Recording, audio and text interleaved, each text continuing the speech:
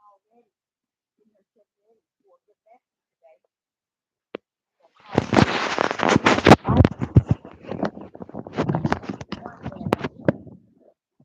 It's going to require you to have your pen and piece of paper and your Bible. And I prefer you to have a King James Bible. But if not, the word is Baha'u'llah. So you'll get it one way or another. If he is greater in you than he is in the world. And you all, I was preparing for this lesson, and here I am. Here I am. Here I am. I want to share with you all something that happened to me this morning that I still have that feeling. I have a shaking in my spirit today for some reason. And normally when I have a shaking in my spirit, this feeling is like a different feeling. It's not like a feeling, normally when I have a shaking, it's because something has happened in the family, someone close to me. But this shaking is different. I woke up with it. And right now, I have a shaking in my spirit. And it's not the shaking of something has happened to someone close to me. It's more so like a feeling of sadness, a feeling of this is it. This is it, Deborah. It is what it is, and it's like it's a very uncomfortable feeling, very. So, what do I do in a situation like this? I go into the word of Yah. And in doing that, maybe this would fully remove this shaking feeling in me. I've went into the word earlier today and it did help. It did. It helped. Uh, but when I was preparing to go live, this shaking feeling came back again. Very uncomfortable feeling. Very uncomfortable feeling. And like I try to tell y'all, Father Ahaya is a inner thing, okay? More so than an outer. That means he deals with you from the inside out, not from the outside in, because he deal with you where he reside. You see, a lot of times he ain't caught up on your outer because he busy communing with you from the inner, because that's the place where he show up and show out. That's the place where he give you what he have for you. It starts on the inside, and this shaking is when I was in the bed and I woke up. I went into a repentance, and next thing I know, I had like a shaking feeling, a very uncomfortable feeling, you guys. Very, because it's something inside. That means that, it's not something you can go and maybe drink a cup of coffee or take a at leave or no, no, no, no. This feeling is from the inner side. You can't shake this thing off, y'all. You can't lay down and go back to sleep this thing off. You see, you can't. I went and I caught myself doing things and still couldn't even shake the feeling, y'all. It's still within me. So I'm hoping that when I'm done with this lesson, that the Father would have come from the inside with this shaking and revealed to me what it was all about. Okay. So I'm going to stick to what I was reading earlier today because I found some things that's so beautiful. Oh, it's so beautiful. Oh, it's so beautiful, y'all. Because I'm saying that, Father, I never knew. I'm gonna be honest with y'all. Hello in the live chat. It's good to see you. I never knew the deepness of what I'm about to teach you. So get your pencil and your piece of paper and your Bible prepared and follow with me. And if you have any questions or you have any answers, and I tell you what you also can do, you can also pull out chapters and verses that can bounce either on top of what Sister Deborah said or under the bottom of what Sister Deborah said. And what that under the bottom mean on top will expound on what Sister Deborah is speaking on. and give more clarity on what Sister or more light, because I think you all are the right ones. I really do. And I don't have no reason to lie. I think that you all are the bright ones. You all are the one that's loaded with light. I really feel that way. I really do. Y'all have more light than I do. Mine is a prophetess in the wilderness. If you are a prophet, I still say you got more light than I have. And I embrace that. I don't have no problem with that. That's why when Sister Deborah posts, it's time to talk, it's time for us to talk, or it's time to talk, let's talk. It's because I want to hear from those who are brighter than the light that I have. Now, don't get me wrong, I have the light, but I don't think the Father stopped at me. I don't think the Father would allow someone to listen to this old lady for them not to be able to clam way and above what Sister Deborah is saying. Why? Because I'm a prophetess. Okay. There is okay. Say for instance, you go to when I work for McDonnell Douglas Aircraft. Okay, the fighter. Let me give you an example. And like I say, I know I ain't got no sense, but I work for it used to be called McDonnell Douglas Aircraft. Right now it's called Boeing.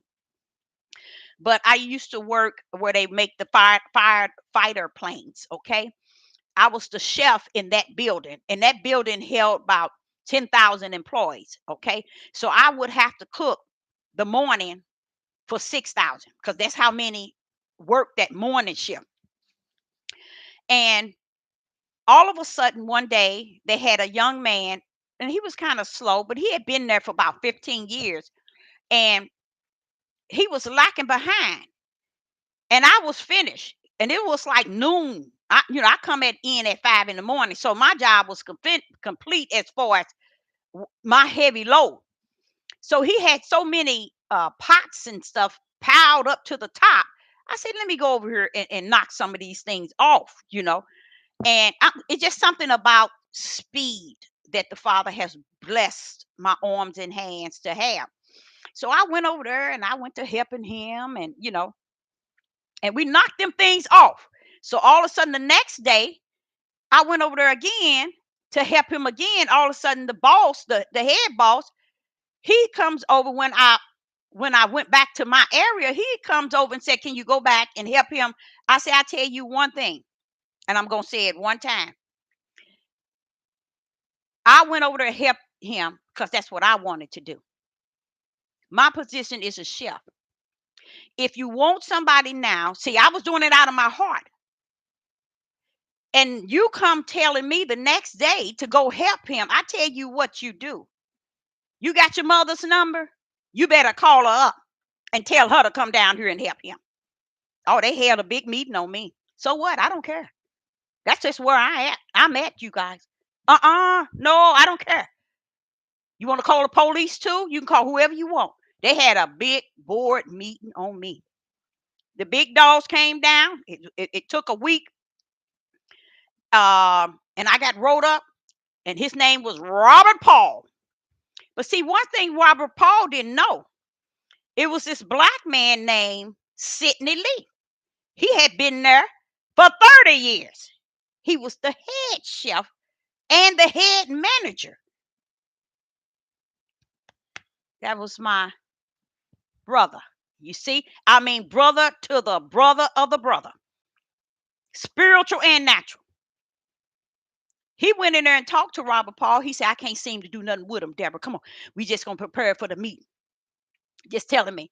He said, you crazy. I said, "Yep." He told me you told him to call his mama. I said, "I sure did."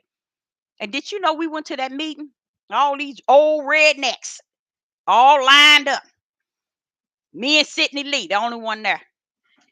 And see, the thing about Sidney Lee, all these other, I shouldn't have said rednecks. That's not nice. That's not nice, y'all. That's not nice. All these, my dad used to say that all the time. And I don't say that often, but let me clear that.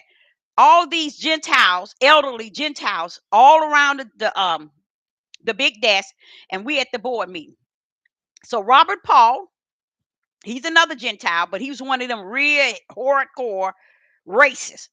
He began to tell them that he had asked me to help uh the man, and I told him, do we have his mama's phone number? He can call her up and get her on in here and tell her to help him, because you don't tell me to help nobody do nothing. I'm hired as a chef. What are you talking about?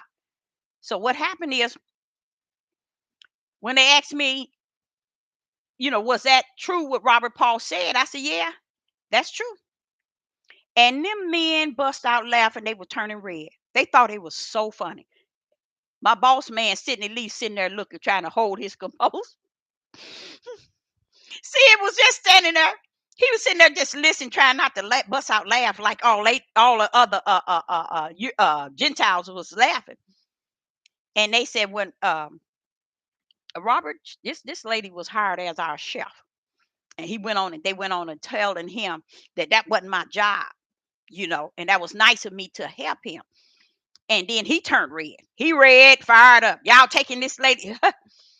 And then they said, but next time, just say, okay, touch base with Sid, and tell Sid to deal with it, which is my boss. He said, next time, this is what the Gentiles was telling me, the next time Robert Paul come to me with something like that, just tell Sidney Lee, which was my head chef, which was the manager that had been there 30 years. And I said, no, I'm going to tell y'all again. Robert Paul came to me and asked and said that he needed me to go over there and help him with the pots. And like I told Robert Paul, I'm going to tell you all right now. Anybody tell me again to go over there and do pots, I'm going to tell y'all, Robert Paul, and anybody else, if you got your mama's number, you better call her. Tell her to come on down and help with the pots, because you don't tell me to do nothing. I always stood my ground in anything. And I think that was the only job I have ever had in my life where they had to pull a board meeting or they had to say anything as far as me saying something about something that the director or the the head boss have said. So everybody, they just bust out laughing. They thought them Gentiles thought that was so funny. But I didn't find it to be funny. I was serious. And just like I told, they're gonna sit and tell me next time, just tell Sidney Lee and let him deal with Robert. I said, no, no, no. Robert dealt with me. And next time Robert deal with me again, or any of y'all deal with me on that level, I'm gonna tell y'all the same thing I told Robert Paul. You got your mama's number. You better call her up and tell her to help them with the pots. I wasn't never one that laugh and grin and play with people. Even Sidney Lee, he said, you the most serious person I've ever met. And we, even today, and he's said probably what, about 98 now? Y'all should see what he looked like. Don't look nothing like nothing like he's 98 years old. Sharp, clean cut. I mean, just an angel, y'all. This man is a beautiful man. So, we have always stayed in touch with each other, and it's been what, 30, probably 36 years, something like that. Always, even when I moved to Georgia, I stayed in touch with him.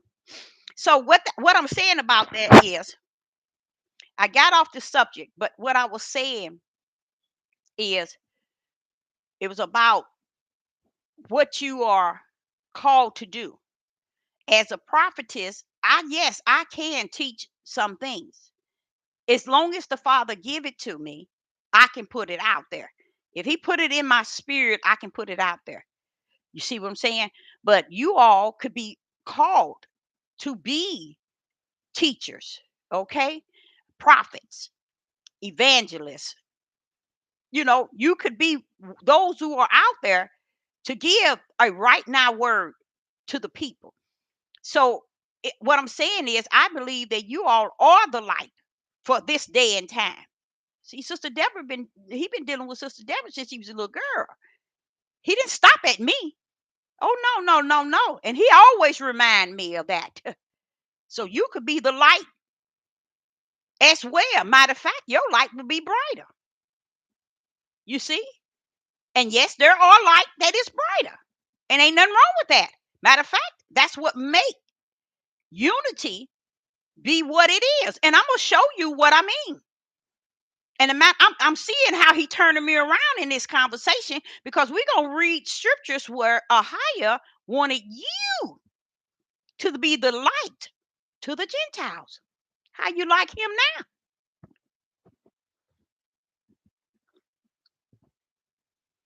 Where do we get off being where we are today?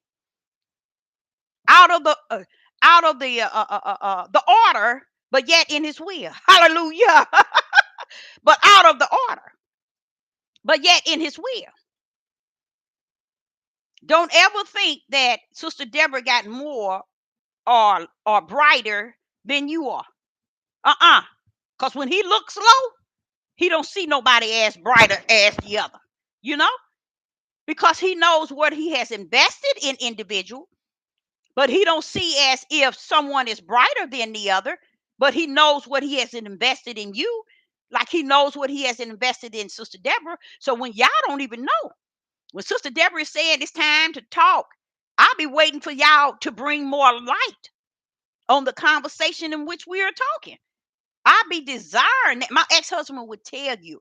He would tell you. I always say when I be on there trying to bring the people out, let their light so shine. Let them come up and stand on top of what I'm saying. But I can't get nobody to do just that. But today, you're gonna have the chance to do just that.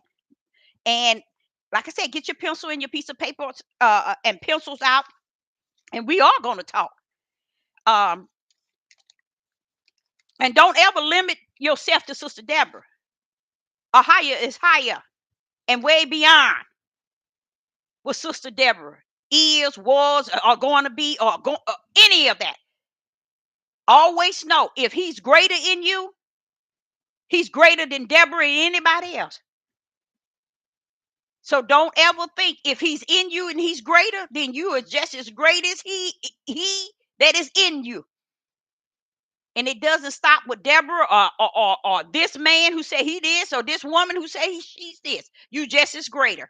Because tell me, if he's in you and he's in me, then tell me how could Sister Deborah be greater than you? I can be sharper in my purpose, in my calling, but you might have a calling that's higher than Sister Deborah. Because don't let nobody tell you it ain't no higher. Oh, yes, there is. There are positions that a higher has called people to. That's higher. And it's okay. He calls these things administrative positions. There are positions that's in the body of Christ, and the Father look at it as y'all work together.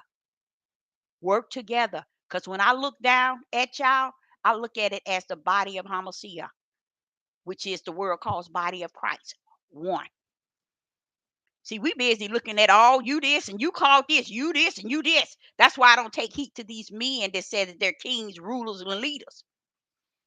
First, lead your tail somewhere and sit down and learn who the Most High Yah is and his power. Then boot back up. Be humble, still yet low, and tarry for his spirit. Because they missing it by a long shot. So I'm gonna get into what um he has given me. And I already can feel that shaking, kind of shaking off here, y'all. So this is a message that he gave me earlier. I got one more thing I have to do, you guys.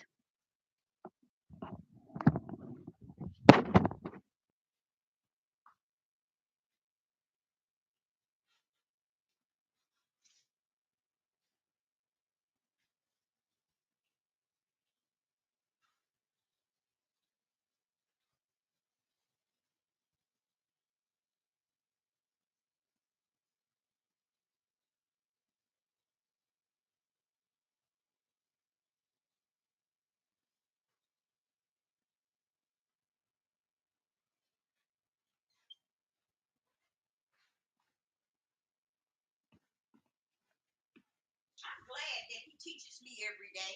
I am, y'all. I am so blessed to hear him show me things and teach me every day. I'm gonna show y'all what he gave me today.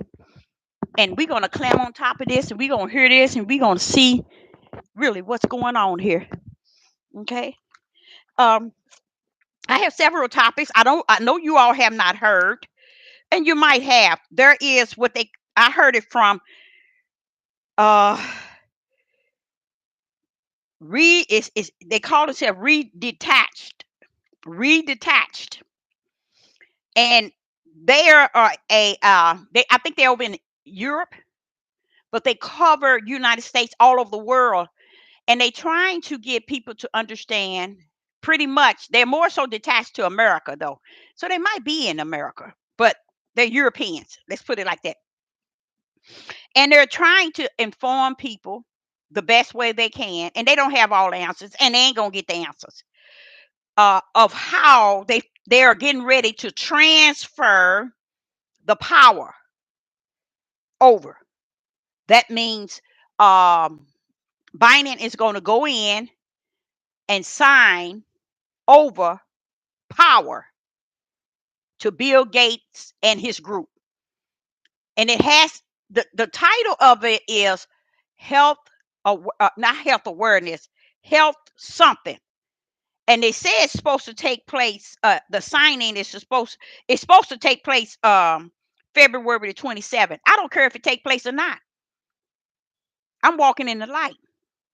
The light already let me see the darkness that they doing. Revelation didn't broke it into me and out of me. So what else do I need to be what what is really need to be said? So what they're saying is, and it all makes sense. It all makes sense. They have the group together that is going to orchestrate everything. They're going to orchestrate I mean everything, y'all. It's so planned out. It is so, and they have executed it. I mean, well, not I can't say it like that. They have nailed it. I'm gonna give them that. They nailed it. They put everything in it. From you know that V, those people who took this shot. Okay, they're gonna make it mandatory for everybody. Okay. Mm-hmm. Mm-hmm. Everything that this group is going to do, it's going to bring in full mandatory everything. And like I told you yesterday, it's something going on with this Medicaid B, Part B, and this Obama health care. They're trying to get everybody in free health care and free dentists. It's because basically health care, because this group that's with Bill Gates Foundation and Bill Gates, when the president signed it, they said he's going to do it this month. Before this month is out, they say the 27th is signing all of our power over to this group. And this group is going to tell us about the pandemic, what to do, how to do it, all jobs. They don't have the power to shut the jobs down, shut the city, shut the country down. They're going to have full control over any and everything. They're going to have full control over knowing you're going and coming. They already got control over that. Y'all just don't know it. Uh, uh, oh, it's deep. I should have wrote it all down, but I didn't get so into it because I said, "Well, okay, Father, that sounds like what you already revealed to me." But if you would have understood all the things that this group is about to do, that means your whole life, but they doing it across the board. No, I know we looking at a one world government. This is not the one world government. It is the one world system. You see what I'm saying? Preparing everything to be put in the lap of the beast and the false prophets. The one world system. They're preparing it all for them in a package deal, and it has a great deal to do. They're bringing out more V's, y'all. They're bringing more out. This time, this group is going to mandatory all airline, all traveling. Nobody going to be even step out their house without that. They bringing in more vaccines. This is what this group is going to be mandatory. Everything's going to be mandatory. So the way they did it kind of smooth. But anytime people act, how would I say it? Wicked and evil is at its highest. Then this is how wicked take over, because no one sees light in anything. They only see the darkness. So when you see only darkness, then darkness is what is orchestrating in the darkness, where you can't see it because you in darkness, you can't see. So it was kind of sad, because I thought about so many people who rejects my father, rejects his power, reject his word, when that's why you ain't gonna be rejected. You're gonna be in their mandatory rules and regulations, and that's what you're gonna fall under. Say, for instance, Sister Deborah is still here. Guess what? I don't have no problem with that. I ain't gonna accept it, but I ain't gonna have no problem with it. I ain't gonna have no problem with getting up out of here. You see what I'm saying? I ain't gonna have no problem with, because why? I somewhere in me, without a doubt, I feel with me, I'm talking about without a doubt in me, that I am branded. It's no way he could come to me every day and deal with me like he deals with me, teach me every day. He know I ain't got no sense. Oh, he knew that. He knew that before I was in my mother's womb. But he gave me sense in the spirit realm, you guys. I got a lot of sense in that on that end. And we're going to discuss a lot of things. Now, they said this signing is supposed to be on the 27th, and they said, can they do that? Can uh uh uh what's his name? The president signed that without the other part of the government. And guess what? Yes, he can. He can put his power into the hands of a group that has been organizing. That's why he don't care about what he do. He don't care about what he do, because it's almost like, when I'm not gonna be in this long no way.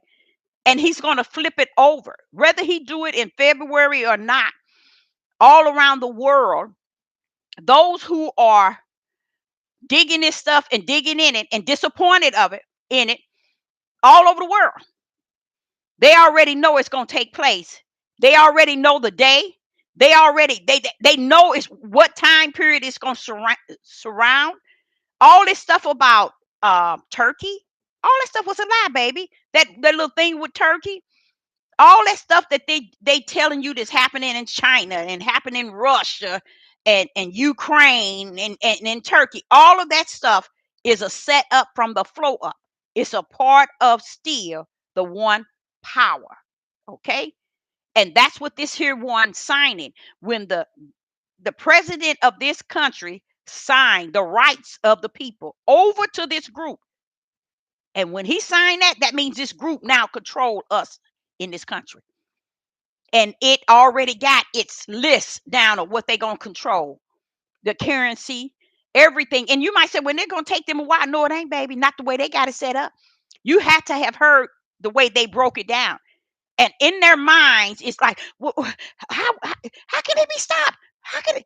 And when they summed it up, it's out of our hand. It's nothing we can do. How did they get it? How can they do it? But they understand it's out of their hands. They can't do they don't have the power to defeat the way they set it up, y'all. They set it up real nice. Real nice. And guess what they're gonna do? Just like Sister Deborah told y'all. This is the one that blew my mind. They going after people with land, and they taking their land. I told y'all. Don't ever get on this devil platform and think you up here. Everybody else down there. How you gonna bring you to the lowest term? Because you got to understand. He said what he said. He meant what he said. Things got to rumble the way he said, not the way you said. See, everybody didn't change his word to their way and thinking his word ain't gonna walk itself out. It's gonna walk itself out as it has talked itself out. And just because you think you have orchestrated don't mean nothing. You should have seen the plan. That's what they said. They're gonna take the lands. People are not going to be able to grow food, or else you're gonna get locked up. I'm telling you, they broke this thing down. And these are Gentiles trying to see what can we do as people.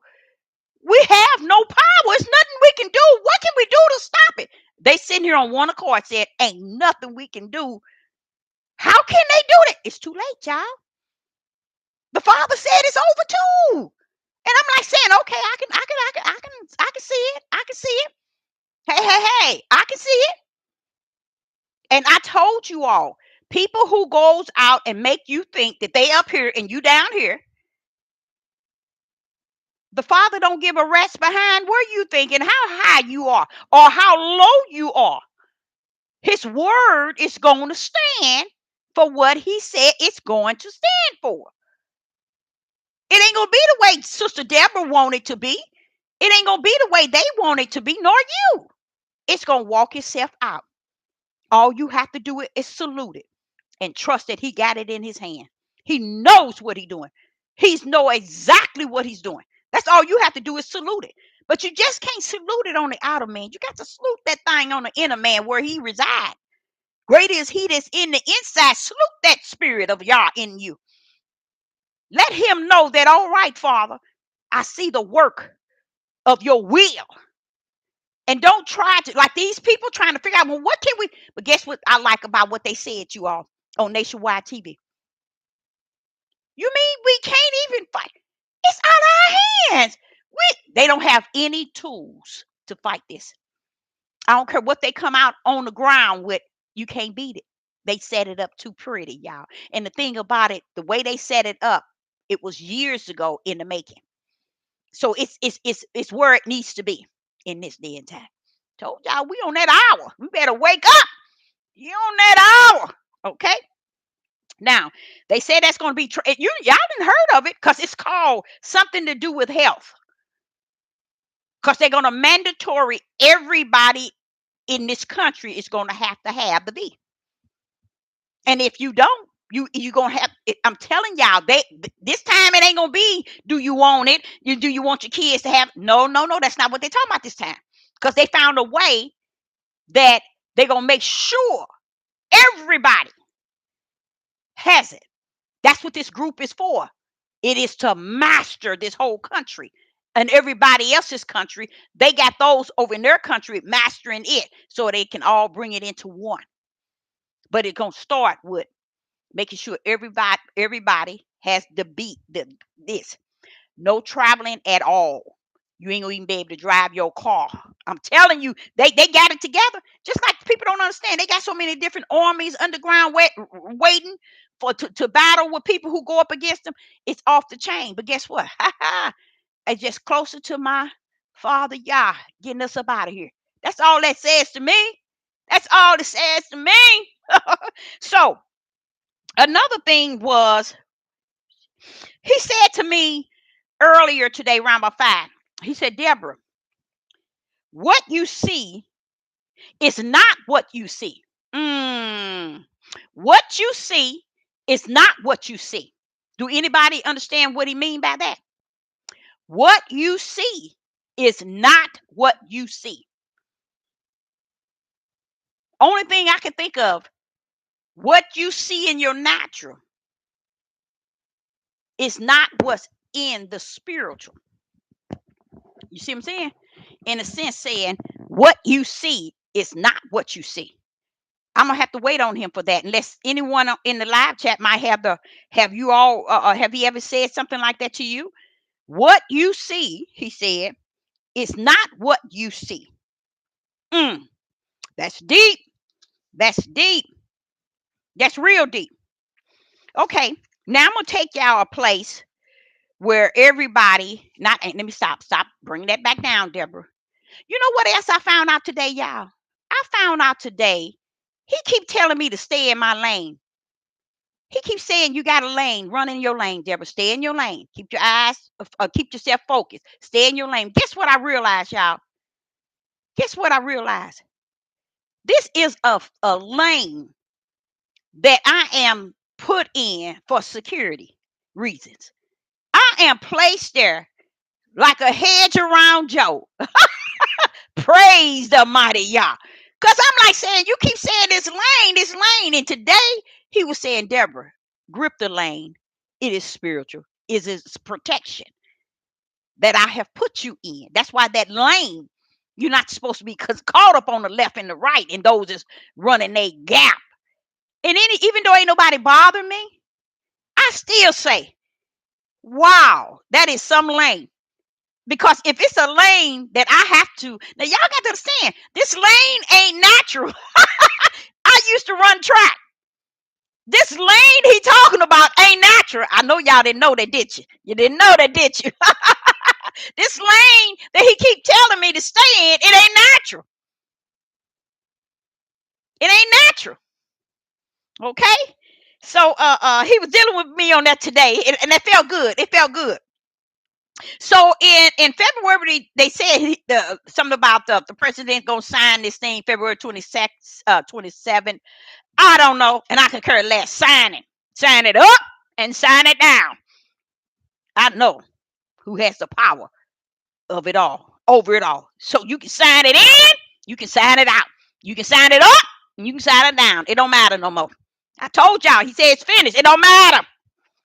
Okay, now where I want to go. Oh, I was telling you all I had a problem because last year, and it was like in November, I might have started in October. In November and December, I know I was covering how they are rejecting Paul. And I'm like saying, wait a minute, Paul is my brother. What are they talking about? How are you rejecting Paul? And I realized something, and the Father showed me something today that was really powerful, y'all. And I'm gonna give you two parts to it so you can grip what I'm saying. But he was giving me some things about Paul. And even what I said yesterday about Paul was talking about what was going on in the church, and Paul was saying that, and he was actually let me see what. Yeah, that was Paul. He was actually talking about for us a woman is to keep silent, right? And that was in 1 Corinthians 14.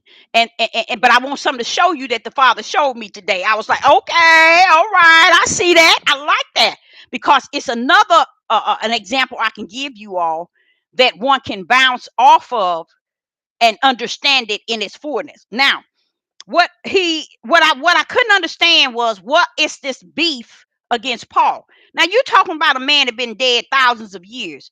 Why would the Hebrew Israelites have beef with Paul? Peter didn't have beef with Paul.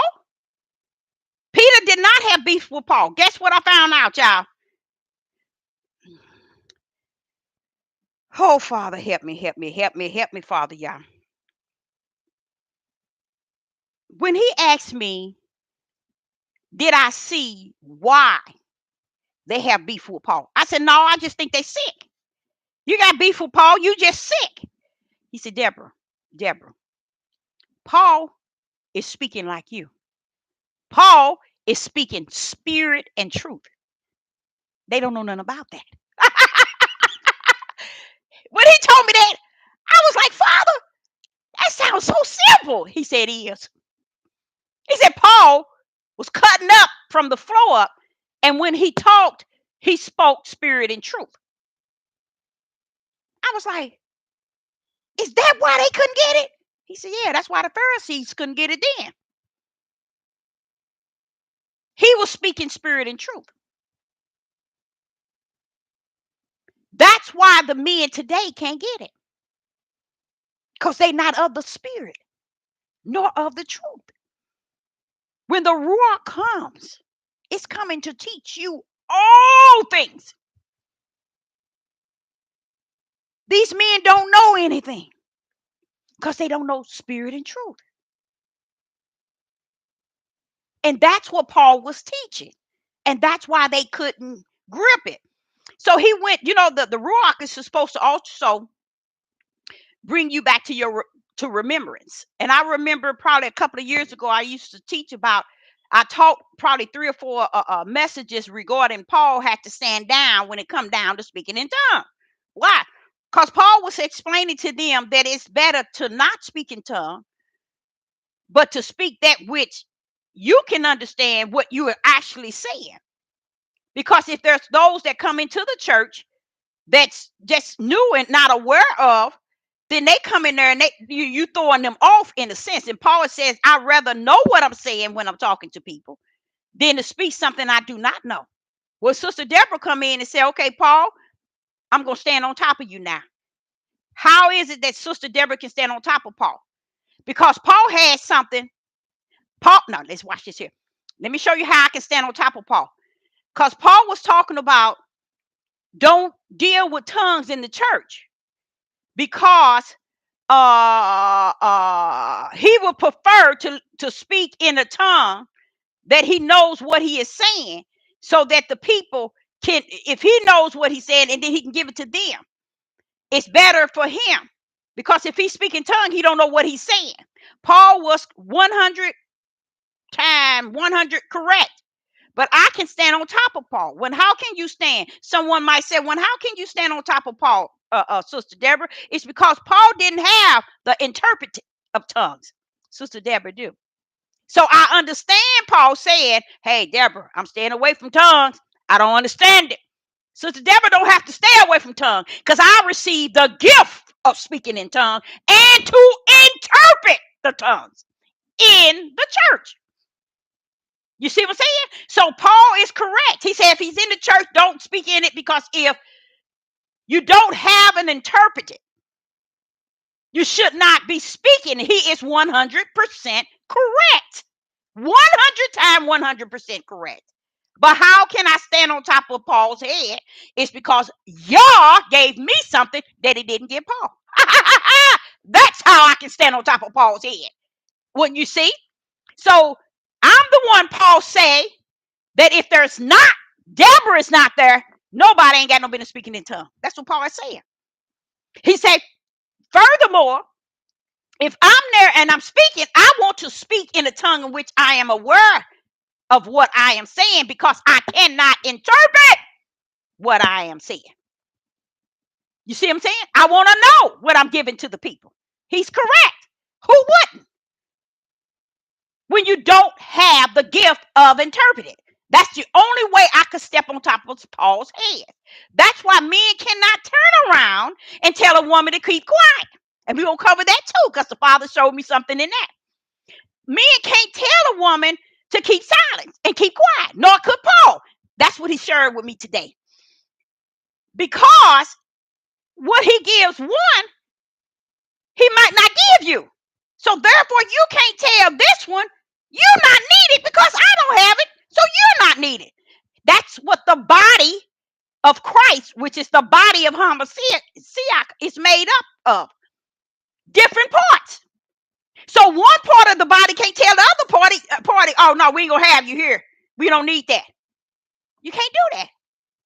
The reason why you can't do it is because you're not in the body telling somebody that. But that's why I can step in the same body that Paul is in and was in. And I can stand on top of Paul, on top of that message in which Paul said, it's better not to speak in tongues because there's not an interpreter. So let's rephrase it from the dead. Paul say, it's better for him not to speak in tongues because he don't understand what he's saying. But my sisters that's coming, her name is Sister Deborah. God gave her the gift to interpret tongue and speak tongue. She can do it. You see what I'm saying? So that's why I can count him 100 on what he's saying, because he didn't have the interpretation of tongues. Sister Deborah do. And the interpretation of tongues is deep, because I thought since I had it and I can understand the tongues, I'm thinking, okay, I got it. I can hear, I can understand it. But guess what? It didn't come like that. You still had to be schooled by the Ruach. He had to break it down. You're hearing 3 tongues, Deborah. I said, but no, I can hear one I can understand. Yep, but you're hearing 3. You got to understand, Deborah, when you hearing these tongues, when I gave you this gift, I want you to understand there is a flesh tongue and it is moved by emotions. It would cry and it will rumble. Then you got Satan's tongue, who always like to be in the midst. He's going to repeat himself over and over. Da, da, da, da, da, da, da. because he can't catch on to the tongue. But then over on this side, you got the holy tongue. That singing, that holy tongue, guess what it's doing? Do y'all, anybody in the live chat know what that holy tongue is doing? See, that's the three tongues. Flesh, Satan, and the what? The holy tongue. What is that holy tongue doing? You won't know. Why? That's why Paul said he didn't want to speak in tongues, and he suggests nobody speak unless there is an interpreter. He said, unless Deborah is in the church, we can't have that. Because she's the one that's going to be able to interpret who's who and what's what when it come down to this tongue, speaking in tongue. She can tell me what I'm saying. And I also got to, what my thing is, I also like to stand on top of Paul a little bit heavier, y'all. I'm gonna stand on top of Paul a little bit harder. I'm gonna stand on top of Paul a little bit heavier, because I like to also say to Paul, I like to say, okay, and something else, Paul, it ain't that deep. Praise the mighty Yah. Paul, hey Paul, it's not that deep. Because once I learned that the words that I was hearing, I could hear clear. But guess what it was? That holy tongue that's speaking in the church is what, dang, I'm all off my topic here, but watch this here. The reason why it's necessary to have those in the church speaking in tongues is because he gave two things to it. He gave an interpreted, and he gave the tongue itself. So therefore, he put two gifts in the church. How can an interpreted has a gift from heaven if there's nobody speaking in tongue? I want y'all to make some sense with it. Why would he say he poured out spirit, those who can speak in tongues, those who can interpret tongues, and all these other gifts? What would be the purpose for it if it does not exist and there's no purpose for it? The reason why he gave the gift of interpret tongues and he taught Sister Deborah the three tongues is so I can be able to separate them and not get confused by what I am hearing from the other side, which is Satan coming in, jibber jabbing, and he's tripping over his mouth. I know him, but somebody be speaking in tongue. I say, oh, sit down. That ain't nobody but Satan. And then when somebody else is speaking in tongue, they just get in their emotions. You can see it in them in their emotions because their body movement as far as their face. You see what I'm saying? And then their neck is trying to imitate. I think I'm saying that right, the right word. The tongues, and they can't get it because they're caught up in their emotions. The music is moving them. Okay, and they hear people speaking in tongues, they hear people shouting, and they get their emotions get in the way, and then they fit in. Now Satan tongue and flesh tongue, which is emotion tongues, you won't know. So Paul got a good point. You won't know what you're dealing with. You're just thinking these people got the gift. They don't have the gift, y'all. That's why Ahia said, hold up, y'all, hold up, Paul, I got to send mine down. That's why when Yeshua ascended, the gifts came down to support us and to help us. So why would he send the gift onto the earth for interpreting tongues if there's nobody speaking in tongues? So what did the church do? They canceled out all tongues, and they brought in what? Praise worship. Kirk Franklin, gospel singer groups to praise worship. Then you see them doing the dancing before service. Praise dancing, that's what they call it. All of those things took control over the tongues. So that you would know that it need be to be in the church. Want me to tell y'all why? Whoa, Father, this is deep. The reason why the tongues came out is because Satan was really the head role leader in the churches. He knows that speaking in tongue was something anointed. He knew that you didn't know what it was. You didn't know why the Father sent down his gift from heaven for one to have it interpreted in the building, like Paul was saying. You never knew. So what? The pastors, the bishops, and the musicians, they decide, okay, we want gay men playing the organs. We're gonna bring in prayer and service. We're gonna do it dance. What is it called? Dance worship. What did they do? They did exactly what he warned us that they would do. He says, tongues shall cease. That's what he said. Tongues shall cease. Have not the tongues ceased? Yes, it has. Why would the Father let us know that the tongues shall cease? Because he knew that the bishops, the pastors, the deaconess, the deaconess, the deacons, the leaders of these churches was going to boot out anything holy. And let me explain to y'all why. The reason why they boot out the tongues and the warning from Yah was given to us that the tongue shall cease. Let me tell you why. It's because the tongues wasn't word between the individual and Yah. That's called the closet tongue, personal, private tongue. This was the tongue in the church to edify the church. How was the tongues are going to edify the church? If Deborah is in there, she can hear the different ones speaking in tongue and know which tongue is which. And when she hears the tongue, it sounds like praises going up to the heaven.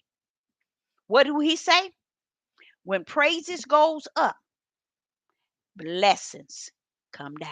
Praise the mighty Yah. That's why the tongues have ceased in the fake churches, because all of them was fake anyway. But their desire was to bring in praise dancing and praise worship to override the tongues. And they done it successfully. But I'm a living prophet, not a dead one. That was a gift that was given to me to interpret. So if someone is speaking in tongue and I am there, I can tell them that this person is praising the Father. I can tell them exactly what the praises is saying. This is not words from this individual saying, oh, Father, forgive me. I'm sorry. Bless this church. Bless my pastor. Bless my children. Forgive us. We sorry. We repent. No! Hallelujah. Praises that heavens itself used to hear. That's why he said the tongue's going to cease, Deborah. I ain't going to hear no more praises. And I'm going to show you how sick flesh is. I'm going to show you how sick the churches have always been. They didn't understand when the praises went up in tongues, the blessings come down. See, they didn't know that. See, people don't know the goodness of our Creator, how perfect and how excellent He is in His ways, in the way He go about doing things, the way He says things, the way He orchestrates things, because they don't want to get to know those He has as His servant. And when they don't know His servant, He said they don't know me. So it's all where. It's all where. But I remember in the word, and I've heard many people say that. People, them preachers be preaching it too. Oh, he said the tongue shall cease. But they didn't understand. He said because their hearts were wicked. It wasn't that my gifts that I've given them has disappeared, Deborah, have vanished. It's just that evil came in and took over. So that the tongues that was sent down as a gift and the interpreted as gifts is not needed anymore. Oh, we got to get praise dancing. We got to get praise worship. See, the church been wrong all this time, y'all. You see what I'm saying? That's why I don't listen to people. I can't afford to, because I will be going in the wrong direction. That's why he got that lane over there ready for me, saying, stay in your lane. You see? So that's where the tongues come in. And when I sit and tell you all that you all should be able to stand on top of Deborah, it's because those gifts that Ahiah has given you, he might not have, he most likely he ain't gave me. But it don't mean you're supposed to buckle up to what Sister Deborah is saying and what she thinking. You're supposed to climb on top of what she said and keep it going. You're not supposed to go as slow as this old lady go. You're supposed to get in your lane and run ahead of me. Because you got something ahead that you got to work on that the Father has given you. You don't have to stay in the same lane and run side by side with Sister Deborah.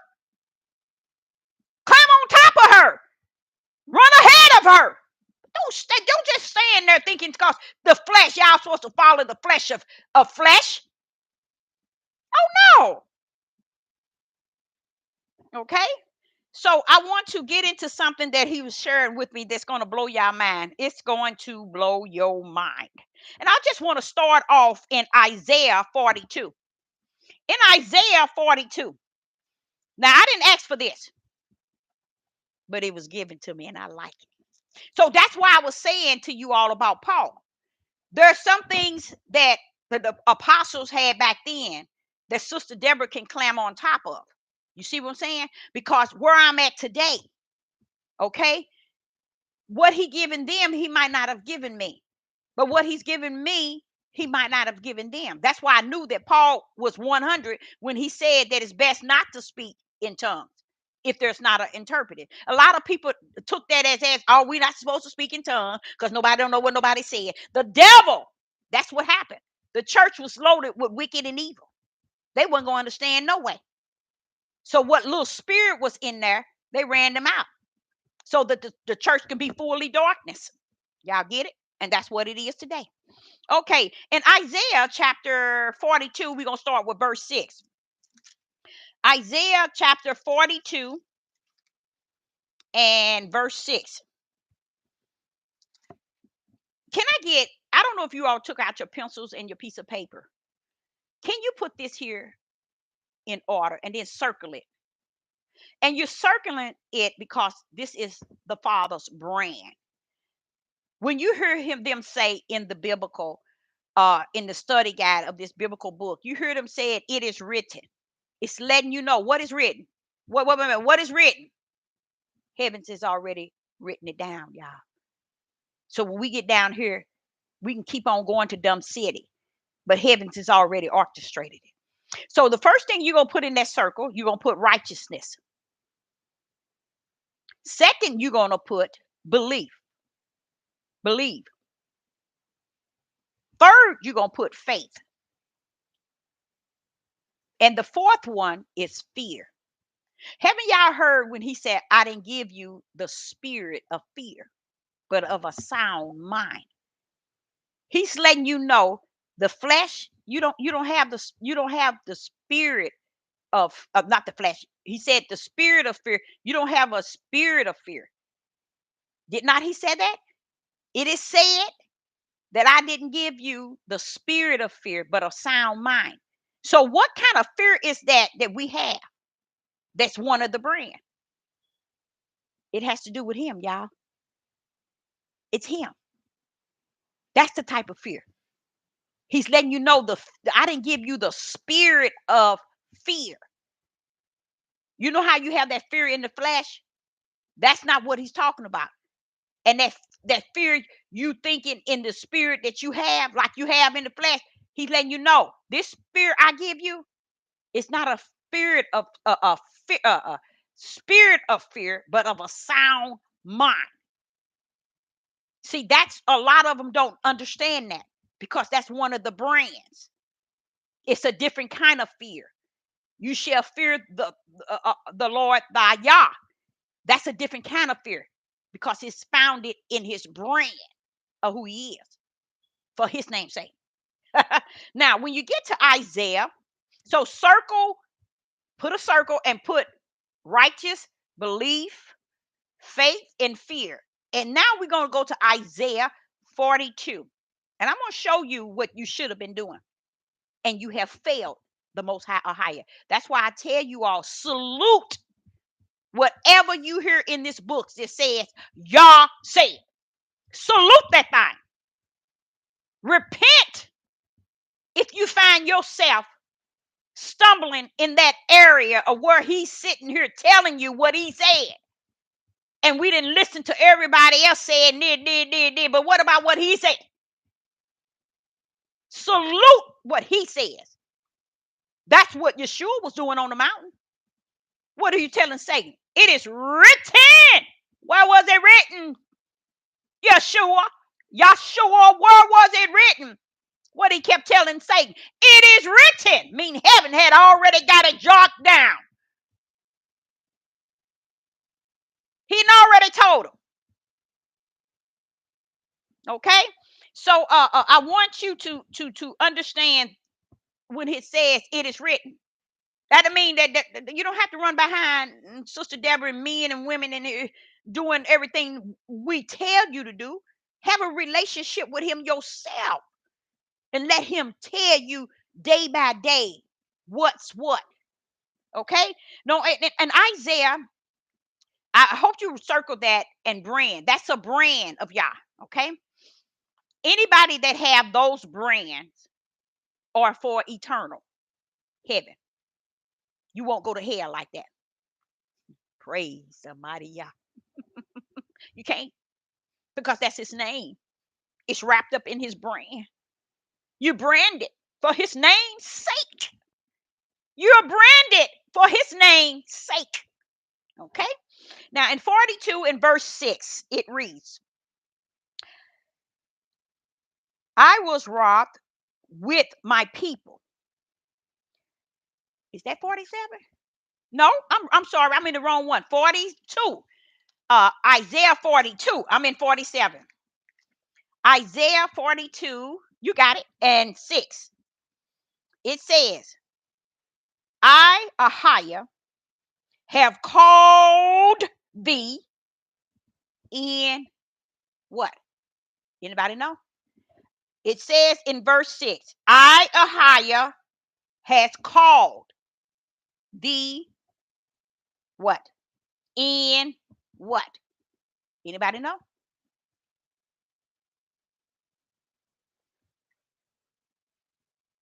You know what? This is so good. Guess what?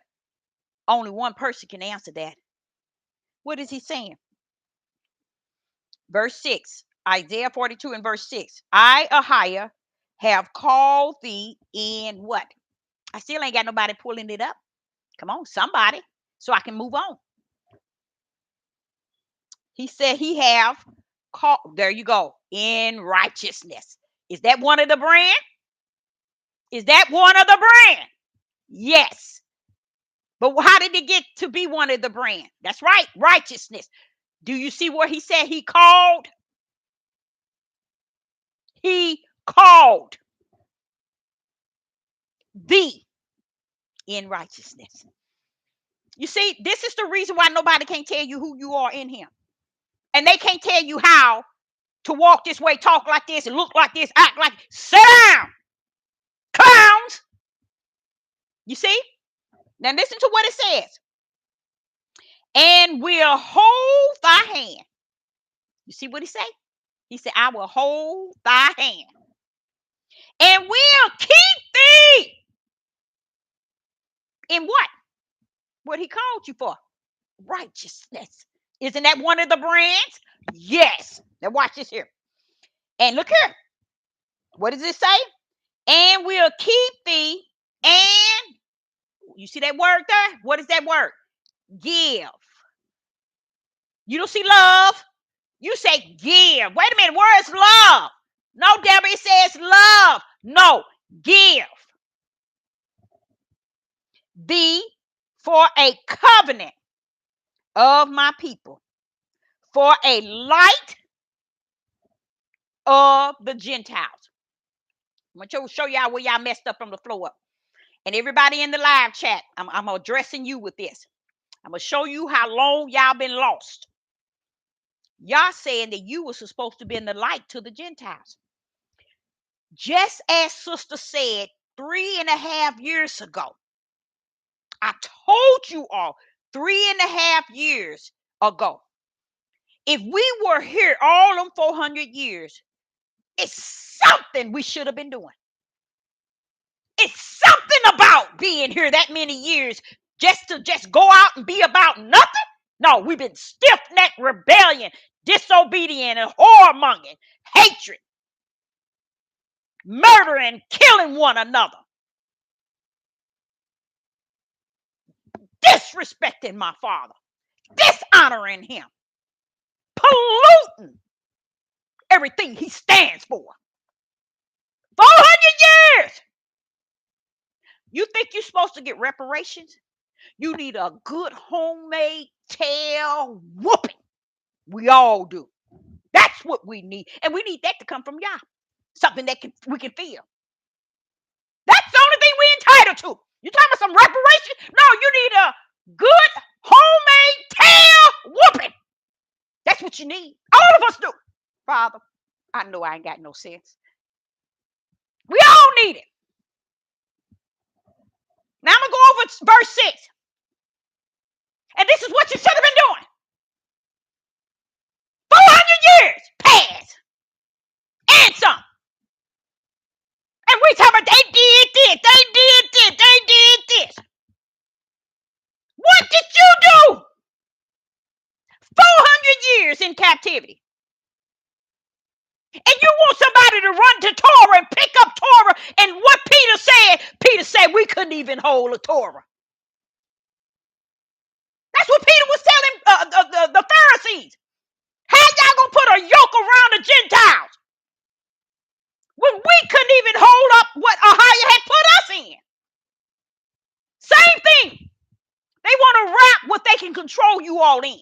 Because they know 99.9 of the tribe of Judah don't read. And they said they don't have to read. We'll read for them. We'll learn Greek. We'll learn Hebrew. We'll learn everything in Torah and whoop them with it they can be in control of us. That's what it's all about, y'all. They trying to get you under their control. Notice each one of them on this devil platform. If you really listen to them, you can see it's about liking, subscribing, and praising them. Get up in that, tell you what, go up in one of them and say something that don't give them the praise. They're going to chew your tail out. Because that's what they built up on. You see? Now let's go back here to Isaiah chapter 42 of Isaiah, verse 6. I, Ahia, have called thee into what? Righteousness. That's that brand. And will hold thy hand. Now, Father, you know I need you to continue to hold. I always said that he held my hand, even as a little girl. I always said that. Always. And go say it still today. And will keep thee. He said, and I will keep thee. Tell him, Deborah, I will keep thee. Now watch this here. And give thee. Praise the mighty Yah. And give thee for a covenant of my people. A light of the Gentiles. See, the Gentiles I said to the Father, I said, well, how is it? I know y'all, I told y'all I don't have no sense. I ain't ashamed to say that. I ain't got no sense. Because when I'm in the wilderness and he's teaching me, I'm like this here. Wait a minute. Hold up. I got a question. All the time. Because things just don't kick in with me. I just don't settle. I thirst for righteousness. I thirst for truth. The answer. I don't just settle. And I'm all up in there, and every time I get up in there, and everyone I ask, he always answers. And here it says, for a light unto the Gentiles. And let me tell y'all, don't y'all think I'm a bad person. You know what I asked the Father? I said, wait a minute. I got a question. Okay. If you put the tribe of Judah, Israel, which is a part of, it's a tribe of Judah, into this United States, why did we be over here for so long without recognizing who you were? Or why didn't we know your name and kept it all that time? And then if our men would give it to our children and our women, then our women will give it to the children. And as we continue, we can always have the information that we today said we lost. And we said the information we should have had. Guess what we said? The white man stole it from us. The white man took our books. The white man took and stripped us from everything. But guess what? That's a lie from the pit of hell, from your own nation. Deuteronomy 28 will tell you that is a lie. You won't find it. You won't find it. Because if you find that, then Yah would have to be a lie about us coming over here, and it's his fault. It's his doing. Not his fault, but it's his doing. It is his work. It is his curse. And every inch of it is from his mighty right hand. And to say that the heathens and Gentiles has done all this to us is to say to Yah, you are a liar. And that's what they done. And you all follow. This is what I'm trying to say to y'all. You all follow these people with that mindset and don't even know you following. You don't even know you're going behind that type of that nonsense. And he's sitting here saying, a light for who? Of the Gentiles.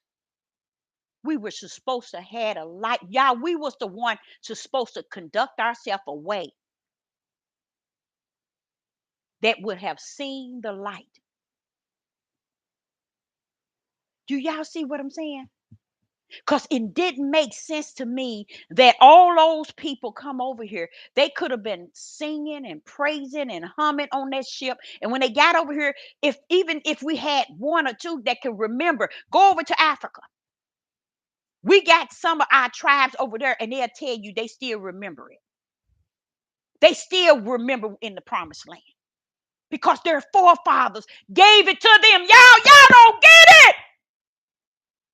When they talk to the tribes of Israel over in Africa and in other places, they still trying to uphold what their forefathers has given them. What happened to Judah? Because they was the worst of the worst, and they are today. And nobody don't want to own that thing. Because to own it will set you free. Nobody want to teach that thing right. Nobody don't want to teach Deuteronomy right. They don't want to teach spirit and truth. They don't want no light in it. They don't want Deuteronomy light. They don't want no light in anything spirit and truth. They don't want to have nothing to do with it because they've been deceiving you all for so long. They are content. Now, you being the light to the Gentiles. How can you be the light to the Gentiles and they have you in captivity? You see what I'm saying? Somewhere y'all knew that he had. Okay, let's say this here. So are we saying that the Ruach Hakodesh wasn't in us when we got over here? Are we saying that we just didn't have nothing that has to do with Yah while we in here? That's the lie from the pit of hell. Because in other countries and in other places, they still upholding what their forefathers taught them about Yah. They was talking Yahshua and Yahuwah. They were saying that way back before anybody in America even connected to it. What happened? Horrible Judah, like he is today, still deceiving his own people, not bringing spirit and truth to their people, not bringing the light to them, putting women under their feet, stepping on them, and trying to make themselves kings and leaders and rulers. What can you? Who are you king over? If you in prison, who are you ruler over? If you in prison, who do you control? If you in prison, a fool, which is a woman. They don't want to control and rule their children. They want to feed and clothe and house their children. They just want full control over a woman, because to put her low would put them high. That's the key, y'all. To put her low will put them high. They don't even feel justified, clarified, or identified as a man until they're able to put woman under their feet. It's sad. It's sad, but it's real. Okay? Now, here in Isaiah 42, it is telling you, why is it we can't be the light? Why couldn't we be the light? That's why I try to tell y'all, I don't mess with these heathens, these Gentiles. Because I heard that the heathens, when I heard that, it said the Gentiles and the heathens are going to be, has been ushered in. It didn't use the word usher. I was like, aha, I got you now. I got him now. He thought I didn't get it, but I know it was only him who revealed it to me. I said, when I saw that, I said, I got you now. You know how I got him? Because I could not understand, what's this thing about you and the heathens? What's this thing, Father, about you and the heathens? And the heathens gonna know. And the heathens gonna know. And the heathens gonna know. What's this thing with you and the heathens? Y'all need to read up on that. See, we only believe just like America.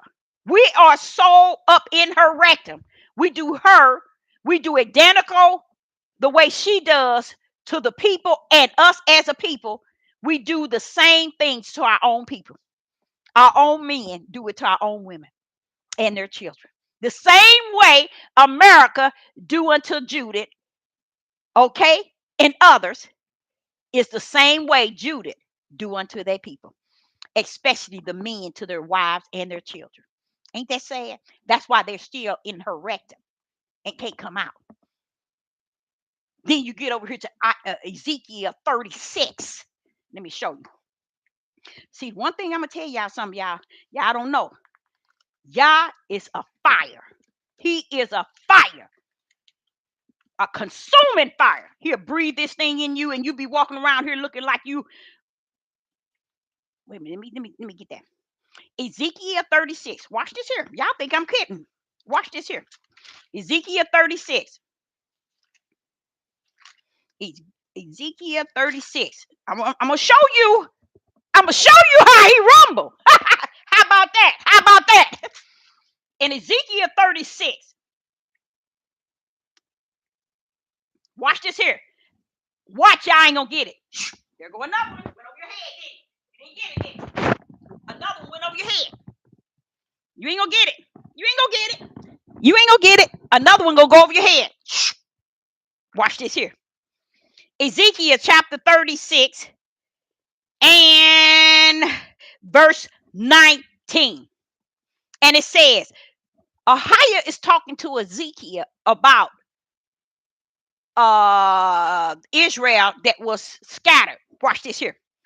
And I scattered them among the heathens, and they were dispersed through the countries. What does it say next?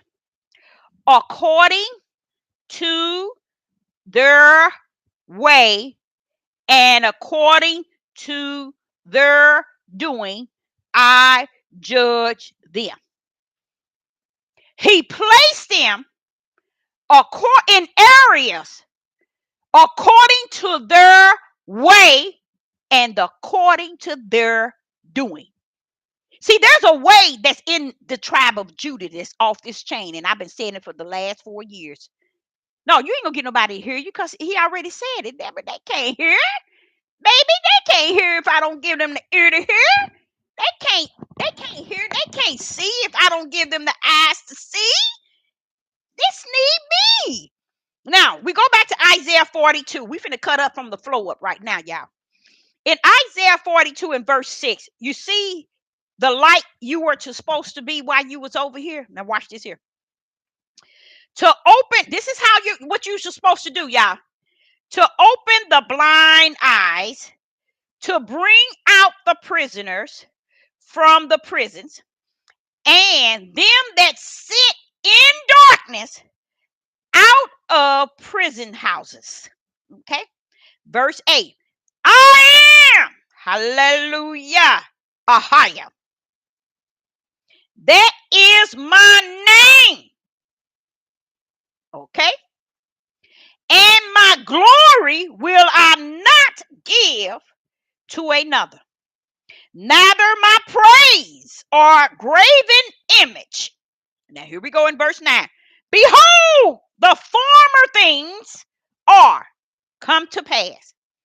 And listen to what he's saying. And new things do it I declare. Before they spring forth, I tell them, I tell you them. Before, who is he talking to? He's talking to his servants, those who represents him. This is what we want to have the light. We're supposed to be the light to the Gentiles. How many times have I told you all my life they ain't never done nothing to me? A lot of you all ain't been with me that long, but those who have been with me since I've been on here, and in the last 2 years, I've said it over and over and over. They ain't never bothered me. Just like I told that man on that job. See, I don't give him the time of day. I don't play with him. I don't laugh. I don't joke. I don't play with nobody. And I don't let nobody come across me like that. Because you lose your integrity when you come to a person not being yourself.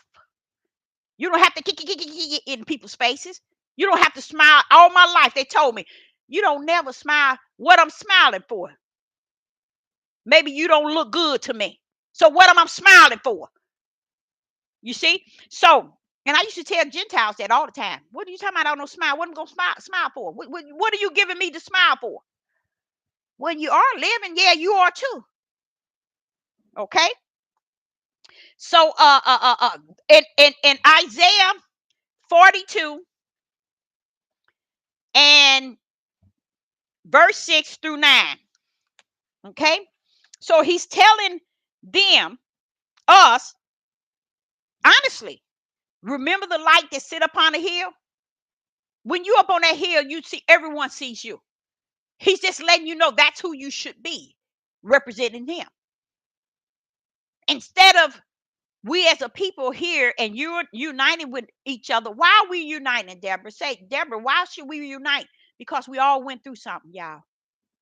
We went through something, y'all. That's what makes us unite. Because we all went through the same thing. But when you have those who call themselves the head, messed up in the head, you'll never unite. They rather unite together and come together in debate, rebuking one another. That's the only time they come together. And that is not of Yah. And they ain't figured it out yet. They ain't figured that out yet. That shows you they gone. Because that's the only way they come together. They ain't coming in the unity of give and gave. They ain't coming in the unity of oneness in Yeshua. They coming together to debate. What are you debating? The word of Ahiah is him, and he ain't wasting his time with you and knuckleheads sitting here talking about debating. That's not his word. Y'all debating. Y'all debating instructions and directions. Y'all ain't debating his word. Because he ain't sent his word down here for you to debate. Why don't you? How am I trying to be the light? How am I trying to be in unity and give and gave? How about trying to take care of an orphanage and the fatherless and the widows? How about taking care of the homeless? Taking them in? How about going to the prisons? How about going to the hospitals? Oh, no, you can't do that. But you want to debate each other in this instructions and direction. You sick, and you sick. Okay, so that's what he gave me. Now watch this here. He gave me another one that was powerful.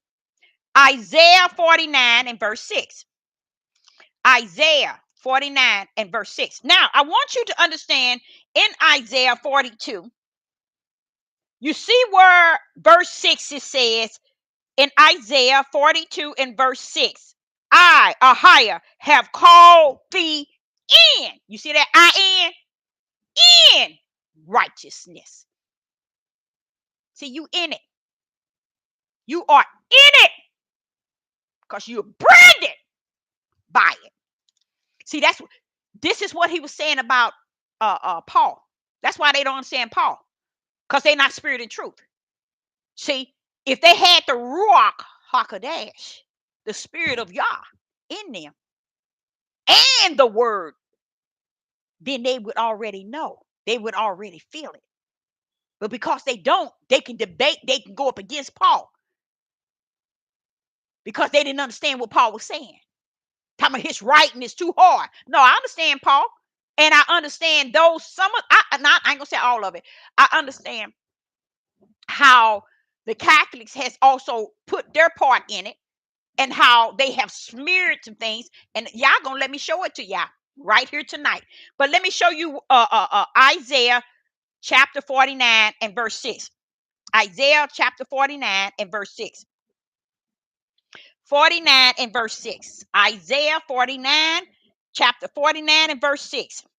And he said, it is a light thing that thou should be my servant to raise up the tribe of Jacob and to restore and preserved of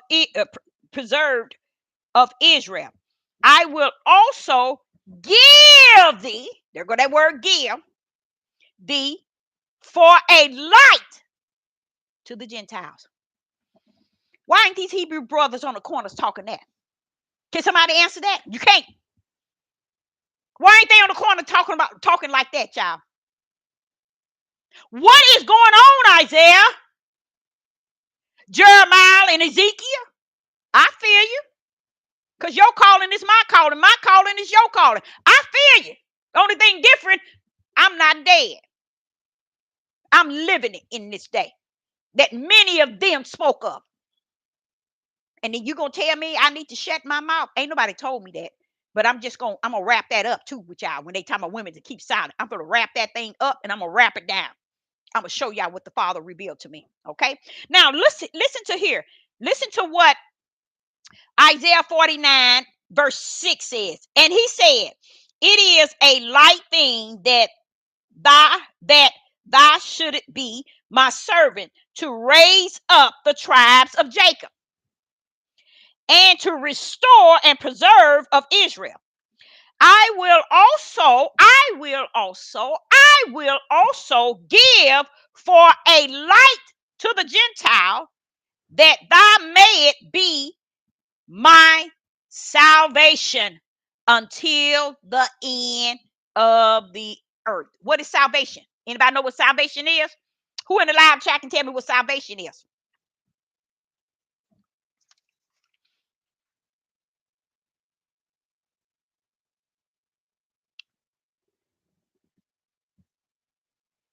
Salvation. Salvation means saved. Saved means salvation. Okay? So when he's saying, listen to what he's saying. I know y'all ain't hearing it. Y'all let it go over. I know it. I can feel it. It's a feeling. Don't let it go over. Not all of it. Even if it's one of y'all, get it and run with it. Now watch this here. Isaiah 49 verse 6. And he said, it is a light thing that thou shouldest be my servant to raise up the tribes of Jacob and to restore and preserve of Israel. I will also give thee a light to the Gentiles, that thou may be my salvation until the end of the earth, that you may be saved. Minds saved. Minds saved until the end of the earth. You see that? You see how he's connecting the Gentiles? You see what we should have been doing? That's why I tell you, I don't go messing around with Christians and white people and black, and you mess with black and that's for sick people who's got a hate for white people. These black men on this earth ain't treating these black women nothing but like trash. And if a white man come along and treat her nice, you think how you gonna send her to hell? Come on now, y'all. When he knows that he had orchestrated her life before the foundation of the world, he didn't give her hell nor heaven for no man, no woman to tell her that she's doomed because she's done that. Because okay, tell you what. Let's say, for instance, she's in the Lamb Book of Life. So because she married this white man, is she going to hell? Because she married a white man.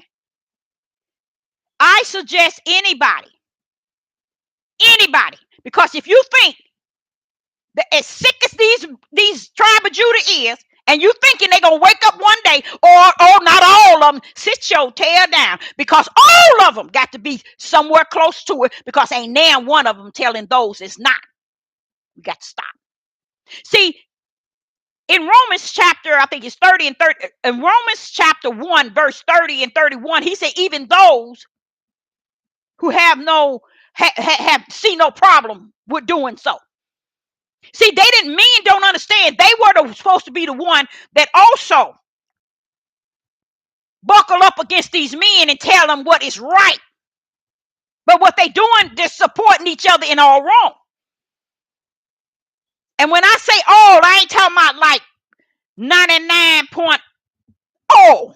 I'm speaking of the majority. Why Sister Deborah can say that? Because he said the gate that leads to life eternal is narrow. So who gonna tell me what I cannot say if he done already said it? You think that gate is narrow because Deborah made it narrow? No, it's narrow because heaven has orchestrated it to be narrow, because heaven already know who's who and what's what. And he don't have to lie, because ain't no lie in him. So, how you like him now? Now, we're going to something very powerful here. Now, I like that because it's showing you how he ain't telling us to fight the Gentiles.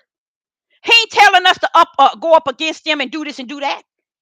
Once you salute his will, you'll see his will already got them set up from the floor up. But it ain't for us to blame them for the condition that we're in. Let the one that put us in this condition deal with them. Don't think he didn't know the outcome will be what it is today. See, that's, you know what that you know why we think like that? It's because we deny his power. We have no respect for his power.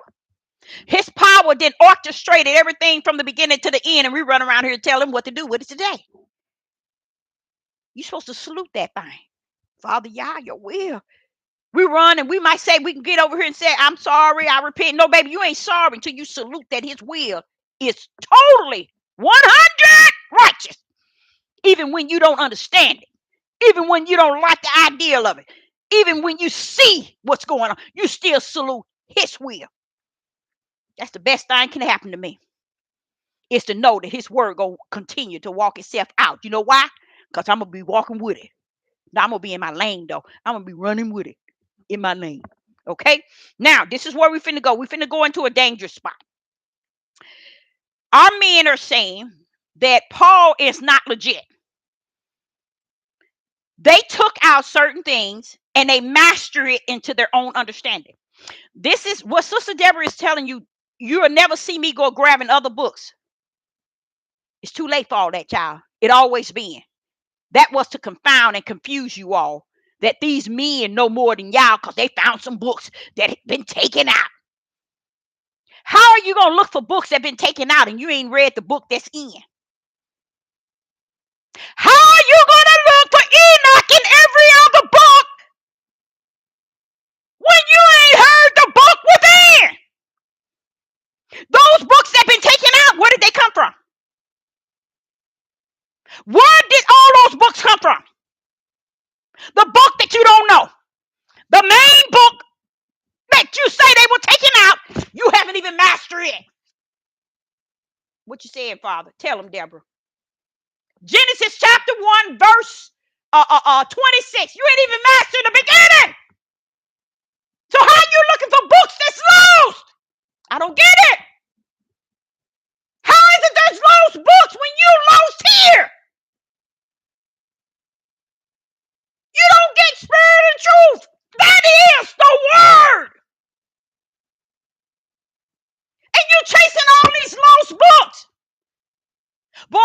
telling you, Solomon can come back and tell you again about all these books.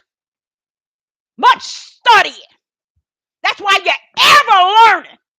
And you ain't never coming to the main thing. What is that? Spirit and truth. That's what Paul was talking. Did Paul have it from A to Z? No. Do Sister Deborah have it from A to Z? No. Paul, like I am, we might have it to A to D. That's where Paul was at. That's where I'm at. But I would never say that him and I have it to A to Z. We ain't nowhere near it. Thank the Father, we ain't.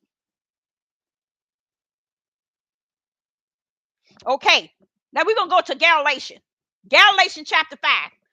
I'm going to show you the level. Oh, my y'all. The level of hate that our men today have for Paul. It's the same level of hate. The level of hate for their women is greater. But the level of hate for Paul, no, it would have to be greater because you're taking away the Father's anointed servant. So that's greater. Because you can't do that. You can't do that. Okay? Do y'all remember when it says, if anyone come with another gospel, believe them not? Did you know that 91, no, let me go back to my 99.9 times a billion, don't even know what he meant by that. The gospel in which Paul was talking about was spiritual, y'all. These ignorant men thinking about the book. The gospel was the word with power. It wasn't the book. Do you think these Catholics then went into this book and smeared it the way they didn't smeared it and added and took away? And Paul is telling you that he's talking about in this book. Paul knew what he was saying. He's still talking about spirit and truth. And we're going to cover that tonight. Let's get busy. Let's go to Galatians. In Galatians chapter 5. Let's go there. And this is what he was giving me. I might be wrong giving this to you all because I'm going to tell you a lot of stuff he gives me is pretty. I think you all can handle it, because I think you all are really above me, but you just won't pull up. You want to stand in the back line, sideline. Pull up, okay? Do the will of the Father, okay? Galatians chapter 5, verse 1. And we're going to go to verse 1 all the way to 6. In Galatians chapter 5, this is what your men are saying. Listen to this. Stand fast, therefore, in the liberty wherewith the power have made us free. Liberty means you free, baby. Look what this down there. I hope y'all got your book. It says Christ. Christ is the power of the Father's right hand and his stretched out arm. It's the Homasiach. Okay? That's who Christ is. He's the power. He's the one who went to the grave with Yeshua and sat there, brought him back up. Can't nobody raise nothing from the dead but the power of the Father's right hand. And Yeshua kept telling y'all, these signs that I'm doing, y'all ain't mine. These things that you see, it's not me. It is of my Father. He's telling you, I got his right hand. He loaned me his right hand down here. It's called Christ. The power. Oh, he didn't come down with just the Father's word. He came down with power. Yeshua was the Son of Man, and Christ, which is Homasiach, was the Son of Yah. They came down to do what? Work the mission of the Father. The mission of the Father. As one. Okay, here we go. Galatians chapter 5, verse 1. Stand fast, therefore, in the liberty wherewith the power have made us free. And be not entangled again with the yoke of bondage. That's what I've been trying to explain to y'all. And I've been doing it for quite a while. And I want y'all to really get that. Sister Deborah been trying to help y'all. Don't let these people put you in a yoke, in bondage. Didn't I tell you that they got y'all going up, especially these women in these men too? Let me not say that, because they taking our young men and our aged men and putting them in a bondage to their understanding, to their wisdom, to their knowledge, to their interpretation, without any spirit and truth. Nowhere to be seen. Nowhere to be seen. And listen to what he's saying. Just listen to what he's saying. He's saying, stand fast, therefore, in the liberty wherewith Christ, which is homasiach, has made us free. Now, did Sister Deborah tell you free? So why is it you letting this Hebrew Israelite movement of these men and women put you in captivity again? And here he's telling you, don't get entangled again with a yoke of bondage. Why? Because Christ, which is the power of the Father, has set you free. How can you put me in captivity and the Ruach is in me, who is greater than any captivity that's on this face of this earth? He is all power. That's crazy. What's the sense of him living in us? What's the sense of us getting the Ruach HaKodesh and we want to see him like a man? We want to see him so low that he can't be as great as he said he would be. Verse 2. Behold, I, Paul, say unto you, that if ye be circumcised, this is what they saying, y'all. Listen carefully. This is where the men hate is coming from. Listen to this. Galatians chapter 5 and verse 2. Behold, I, Paul, say unto you, that if ye be circumcised, homasiach shall profit you nothing. You know what? I'm going to give y'all something, a little token. It's going to bless you tonight. I want you to hold firm until I finish this right here, so I can bust this thing wide open to you. Because as I'm saying it, I know you ain't going to get it. And it's okay. It's okay. But when I'm finished, you're going to have it. Okay? Now, this is what they're saying. Because Paul said this, he's telling them not to believe in Torah. What the Hebrew Israelite movement, women and men, they have mastered their deceiving or deceiver called position through Torah. At one while, it was the commandments and the law. They have mastered everything from you eating, you dressing, you talking, you walking, you living, everything. They have mastered it in a way that Peter said to the Pharisees when Paul and Barnabas and all the other apostles that was with Peter, all of them was together. Peter stood up and told them, why are y'all trying to put a yoke on the necks of the Gentiles? When in time past, we couldn't even hold the yoke that was on us. So why are we trying to put it on somebody else? That's what your tribe of Judah is doing to you all. Putting a yoke on your neck.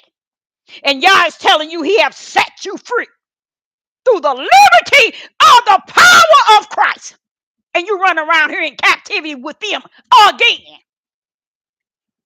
That type of captivity will send you straight to the lake of fire. Now, listen to this. Behold, I, Paul, said unto you, that if ye be circumcised, Christ shall profit you nothing. This is what the hateful men in the Hebrew Israelite is teaching people. Watch this here. Verse 3.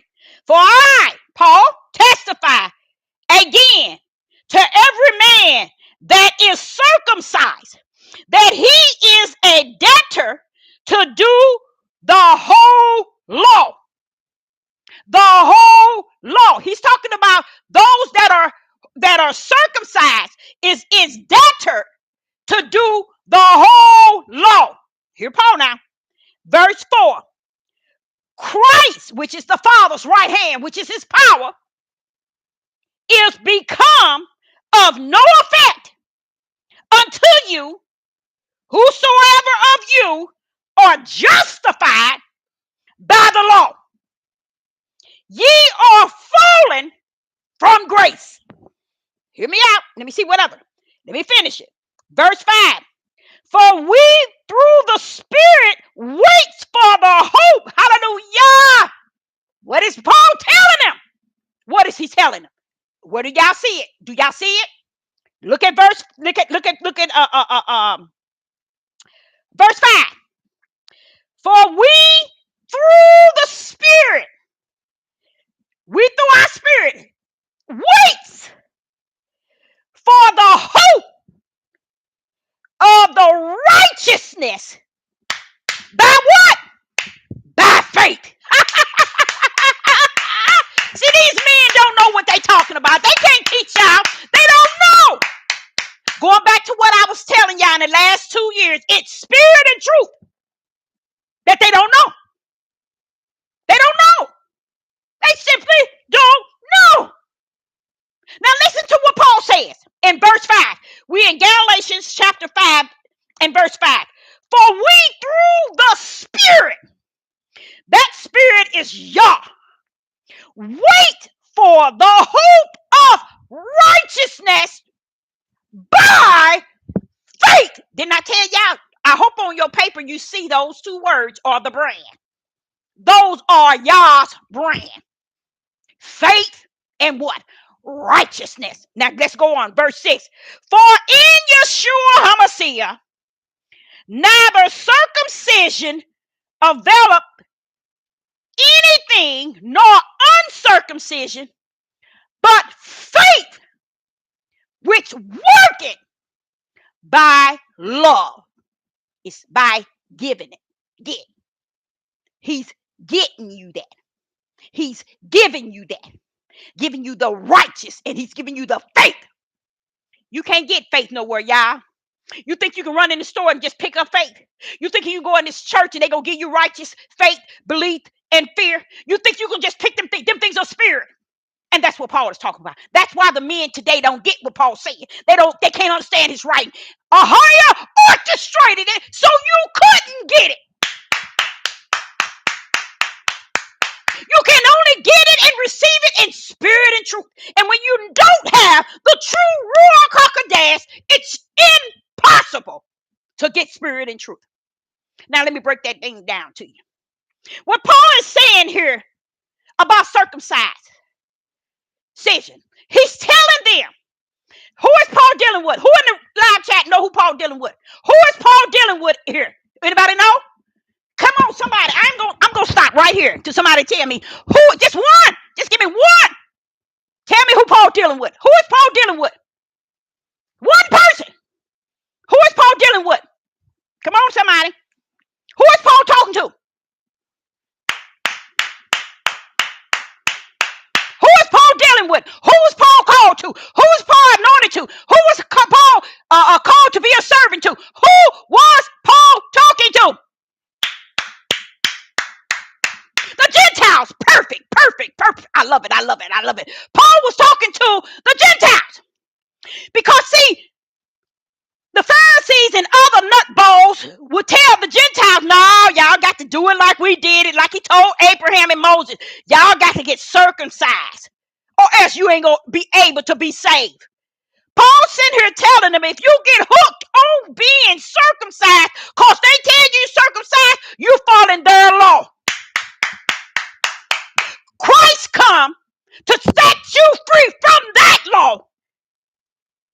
That's what the power come to do, to set you free from the law that we couldn't keep back then, trying to mold it into you all to keep it now. And Paul is telling the Gentiles, I am a servant of the Most High Yah, come to be the light in the midst of you. And I tell you, if you caught up from the flow up in the circumcision, guess what? Go on, keep all the law, because you are doomed. That's what Paul said. You're doomed. Because I'm telling you, there's one on the scene. There's a new sheriff in town. He come with the word and with the power to set you free. To give you what? Righteousness. To give you what? Faith. And you hung up on the law back in the old. I tell you what. This is what Paul told him. This is what Paul told him.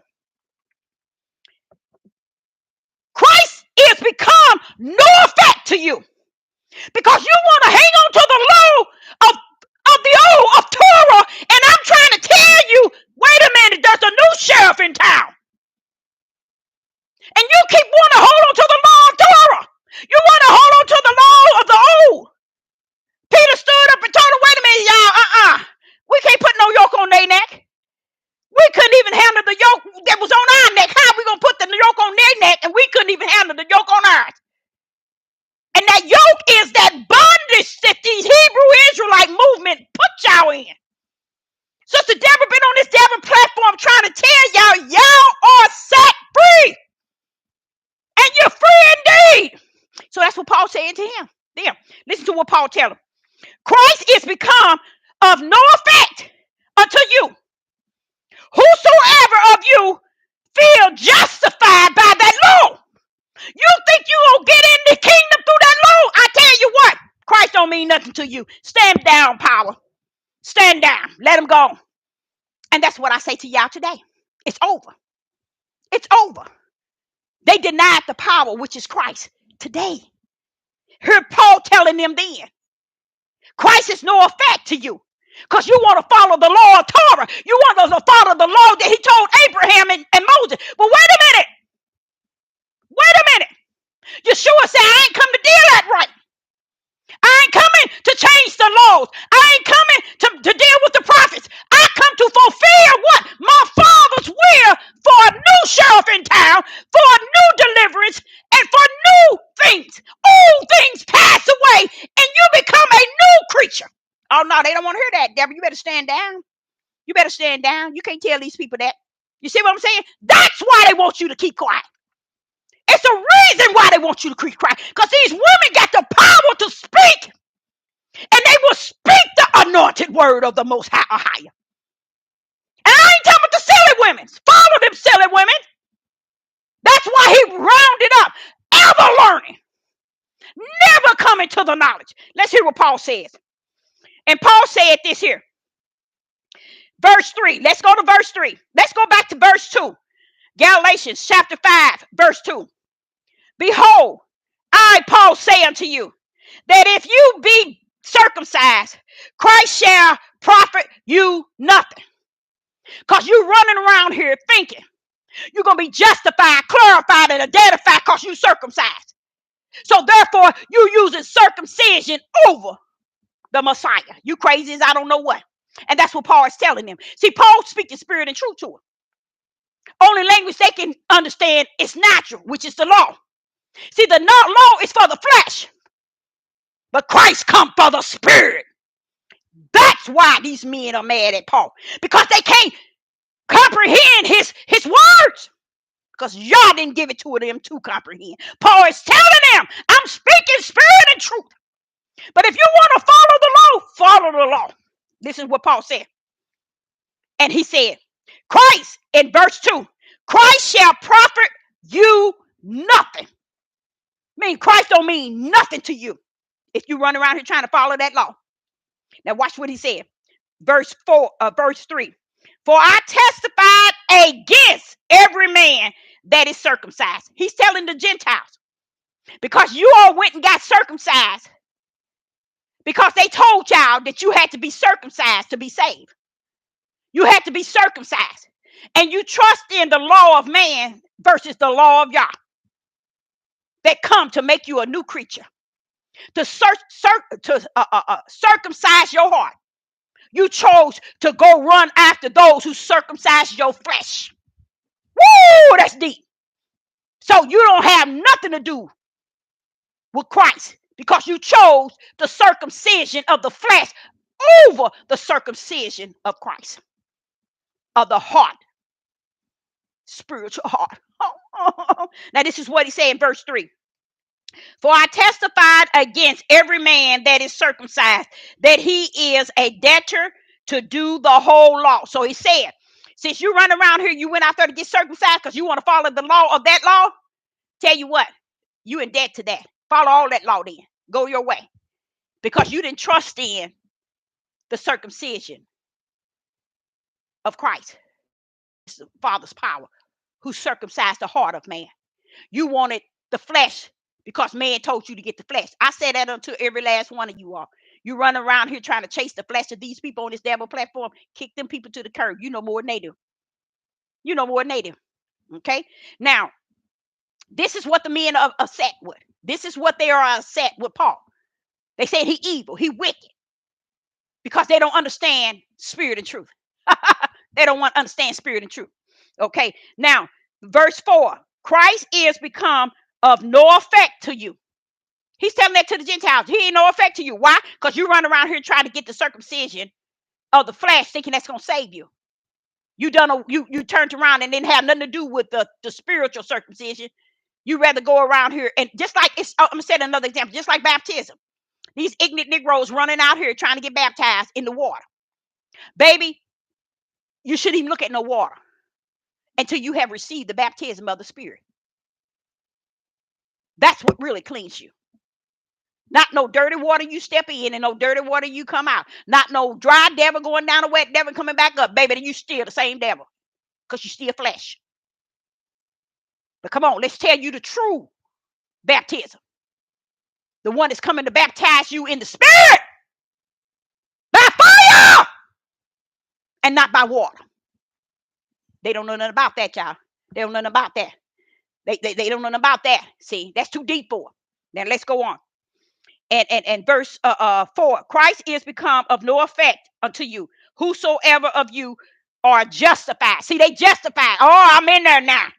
I'm saved because I wouldn't get circumcised in the flesh. And what did Paul said? Okay, since you justified by that, the law, you are falling from grace. You have fallen from grace because grace and mercy was there. You have fallen from grace. Okay, now watch this here. Because they justified. They figured, no, you wrong, Paul. I already got it. I'm saved already. You lying. I don't have to be circumcised by the Spirit. I'm circumcised. My circumcision that I went to go get. You know how they the little boys have to be, little males have to be, babies have to be circumcised. That's what they're going to get, thinking that that's going to make them saved. Do y'all get it? Do that make any sense? But that's what they did. So Paul is telling y'all, no, that's not it, y'all. Gentiles, you don't have to do it that way. There's a new sheriff in town. He's come to circumcise you in the heart, in spirit, and in truth. You don't have to have that. Oh, no, they wanted to go on their way and do it their way. So that's why Paul is saying that to them like that. And then in verse 5, he said, for we through the Spirit waits for the hope of righteousness by faith.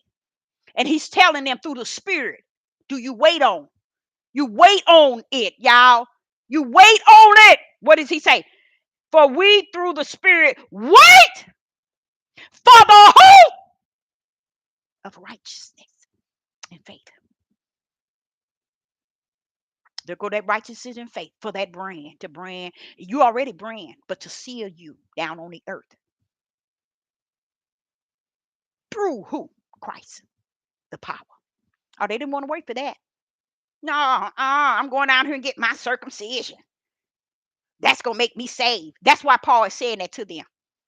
He ain't telling them that these ignorant people telling these ignorant Negroes talking about Paul is telling them they can't keep the Torah. Everything is always trying to challenge people on the Torah. Sit your Torah tail down. Many verses telling you, all the disciples and many others telling you they couldn't even uphold the Torah. So how is it you thinking you can hold it now? Now listen to what Paul said at the end of that. He said, for in verse 6, for in Yeshua HaMashiach, neither circumcision developed anything, nor uncircumcision, but what? There you go, y'all. Y'all see that brand? Do you see that brand? But faith, which worketh by love. That's what they got down there. But you was given the faith. It's faith is given to you. See, I'm gonna tell y'all something. It makes a lot of sense every time I think of it. Every time I think of it, where he say denying the power therein. Why is it we don't let Hamashiach, which the world called Christ, do what he does best? Why is it we got to put our 2 cent, 1 cent, half a cent in? Why not let him do what he's appointed and anointed to do for us, in us, with us, through us? Why is it we got to have the power? He got to sit down. This is what he's saying to these here Gentiles. Y'all off balance. I went to Paul. I mean, I went to Peter and all the other disciples. We didn't discuss this here. That don't make you safe. And y'all still stuck on stupid. So y'all go ahead on. That's what Paul said. Go ahead on. You keep trusting in that circumcision that's gonna save you. How is your foreskin on your private men's penis is gonna save you? That's what he's telling them. They don't want to listen because Pharisees and others had told them, "Oh no, man, you got to get circumcised," like Moses said, like Abraham had to. You got to get circumcised or you can't be saved. You see, I sick, just like they telling y'all now. Genogenesis. Oh, you got to be baptized in the water. Baptized in the water is for your fleshly glory. That's it.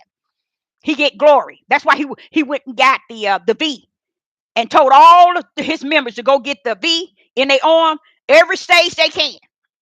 He went and got it. Time I want to be able to go over in this country over here, and I want to be able to. And if I need to have that, God, what he said, God would keep me, and I get you a fool, you a fool, and you a fool. Why is he a fool?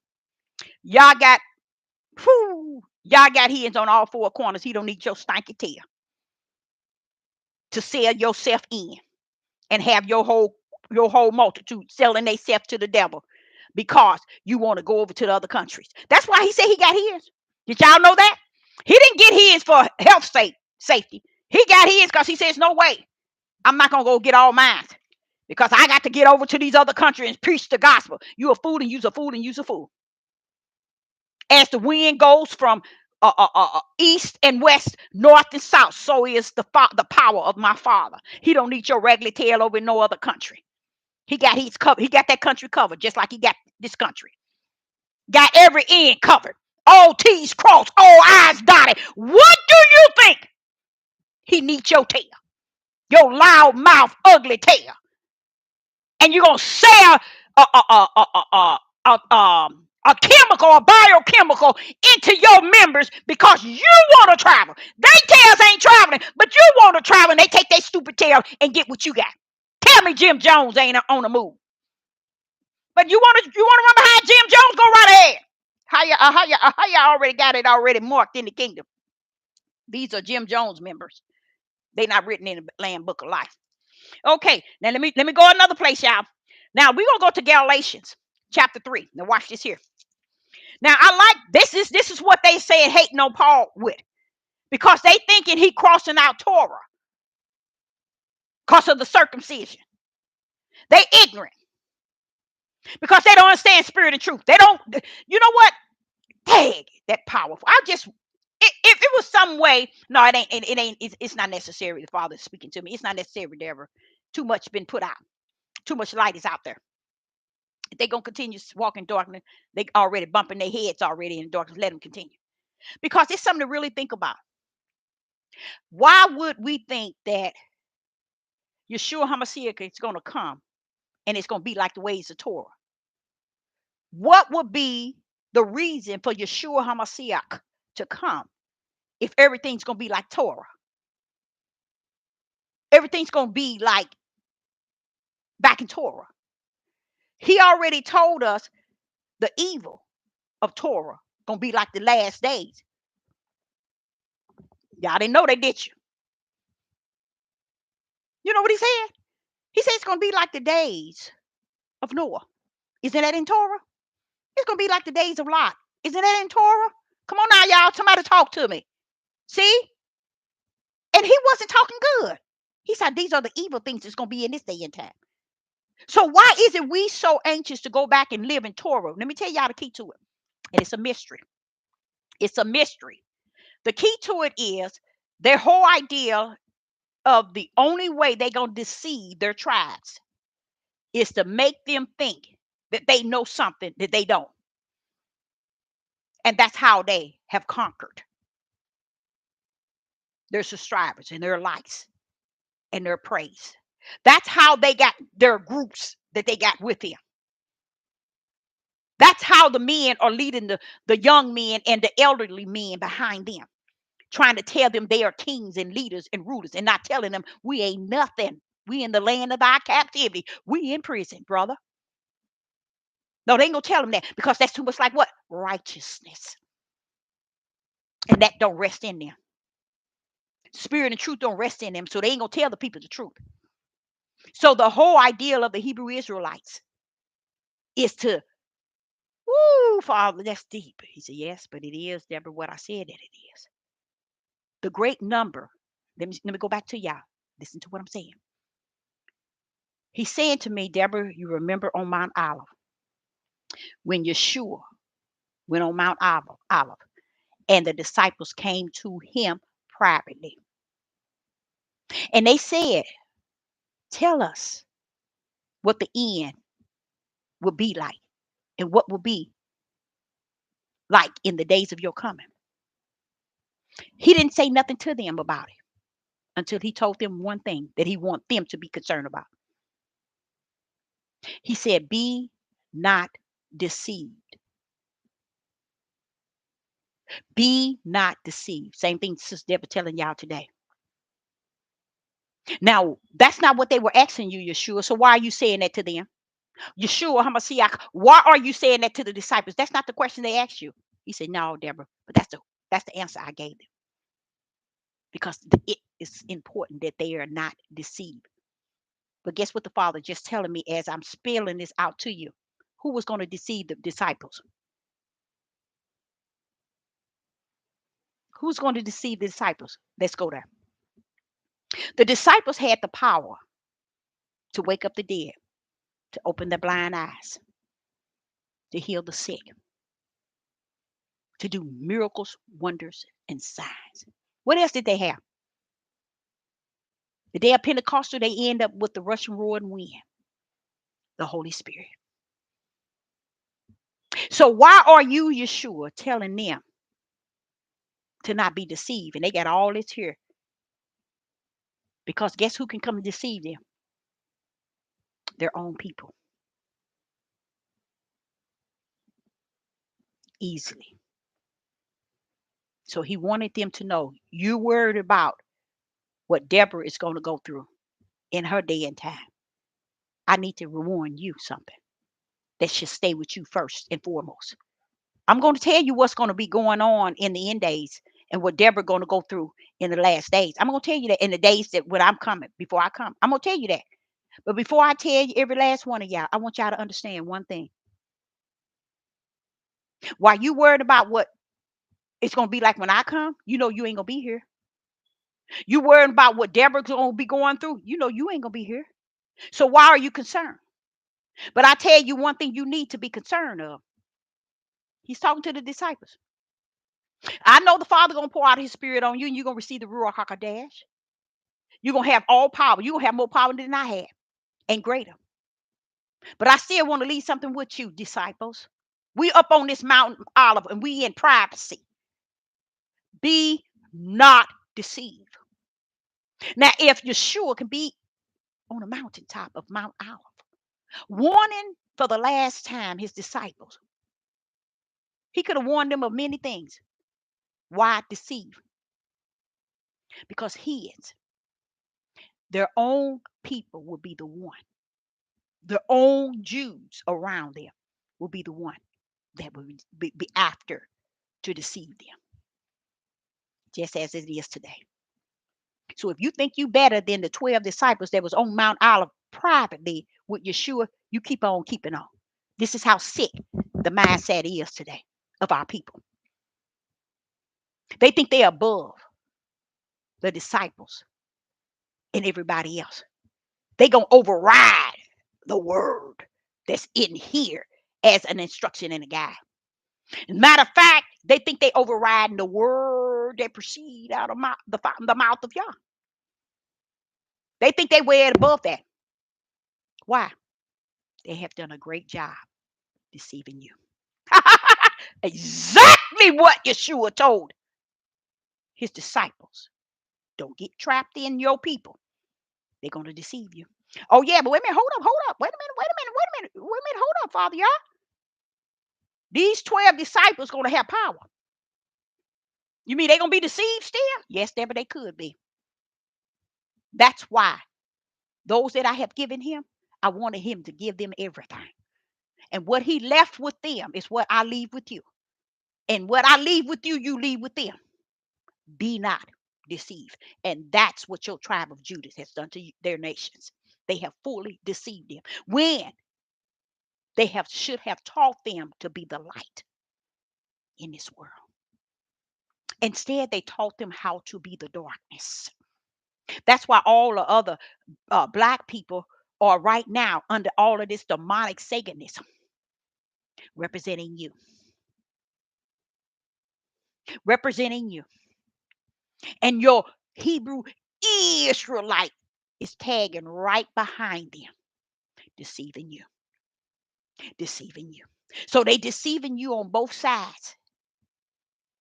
The only one thing they can't deceive you with is what Paul was telling the Gentiles. Spirit and truth. And Sister Deborah going to leave that with you. Don't you forget that. Now, we're going to Galatians chapter 3. In Galatians chapter 3 and verse 22. We're going to go somewhere with this one, y'all. Because I want you to take out the piece of paper you have that's circled. Say righteous, faith, belief, and fear. That's the brand of the Father. That brand alone will take you to the eternal. And I got a feeling everything's going to be all right. Because I think that brand might be connected to that name. Hallelujah. Watch this here. Because he said, you're branded, Deborah, for my name's sake. Branded for your name's sake. Woo-wee! That brand is connected to that name. Mm-hmm. You didn't know that, did you? Okay, here we go. Galatians chapter 3, verse 22. Now, here we go. Verse 22. And it reads, but the scriptures have concluded all under sin that the promise by faith of Yeshua HaMashiach. You see how faith came before Yeshua HaMashiach? By faith of Yeshua HaMashiach. Watch this here. Might be given to them that what? Believe. You see how faith and belief is always hand in hand. You see how they friends with each other. A lot of y'all don't see it. Do you see how righteous always got to call on faith? And faith got to call on righteous. Wait a minute. What is that? Let's go over 22 again. But the scriptures has concluded all under sin that the promise. Wait a minute, hold up, Deborah. You got to back that thing up a little bit. Kind of back it up for him a little bit. Give him some type of something else to it. You remember Abraham? Remember I was telling y'all about Abraham. He was already grafted in. That's why he said, I counted you already righteous, bro. Woo! How could Abraham believe in the vision? It said, and Abraham believed. Now he in the vision and was counted righteous. Now that belief and that righteous that Abraham was counted in, guess what, y'all? That's the promise. Hallelujah.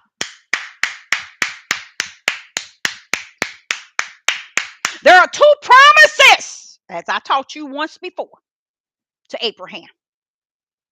Two promises. And I'm going to show you the weak minded Hebrew Israelites, men. Two promises. One promise was through righteous belief, faith, and fear. Those are all promise that those that are the seed, not seeds with an S, that one seed connects us into one power, which is in one. Remember when Yeshua collected goats with an S and he collected sheep that had no S? Because we are all in one in Yah. So we are not sheeps. We are sheep.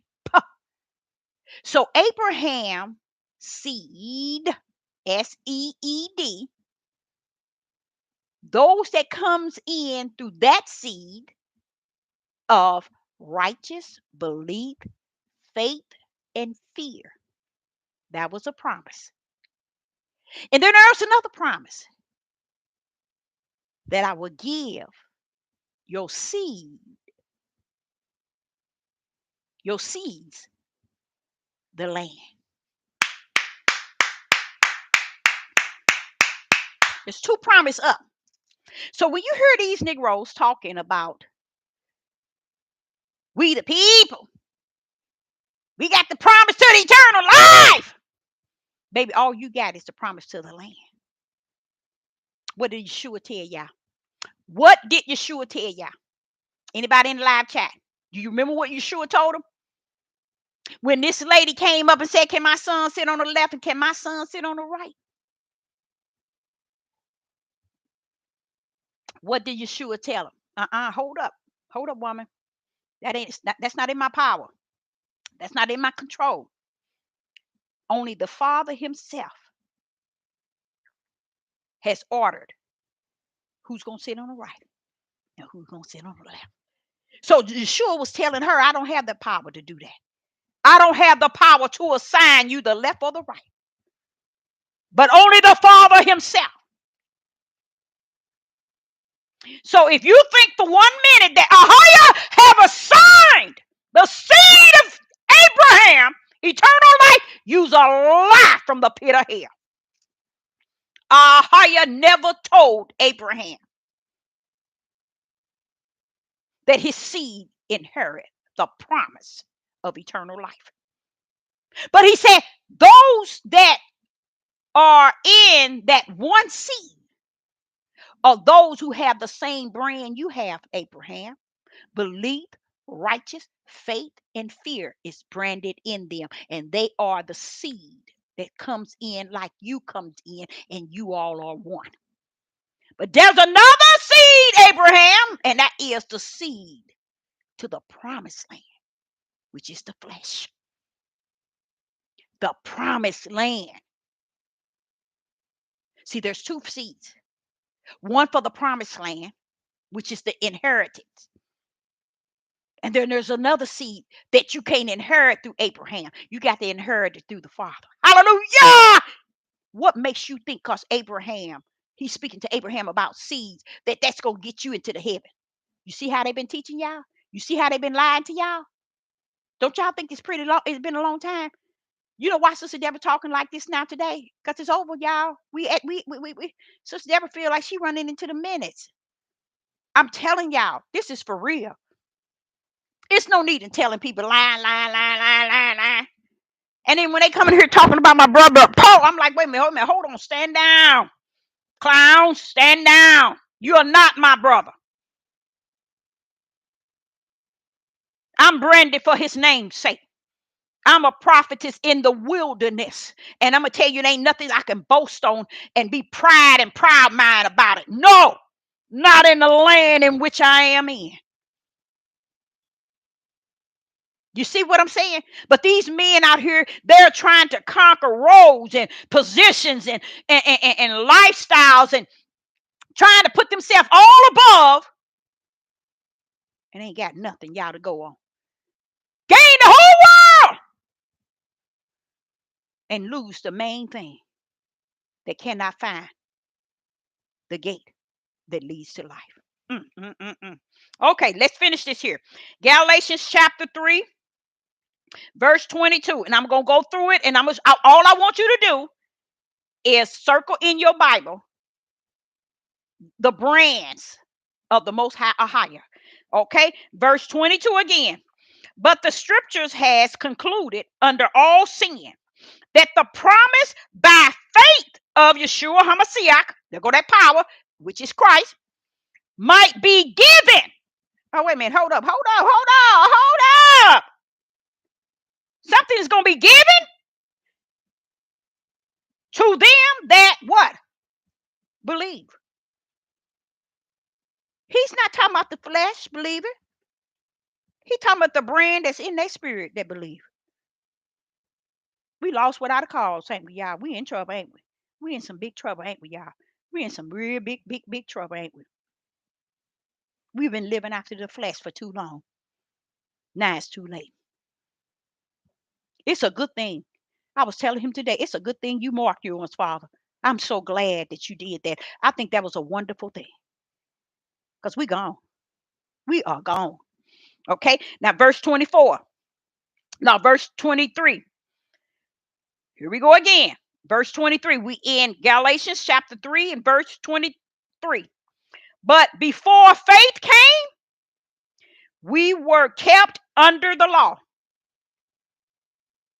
See, we were kept under the law.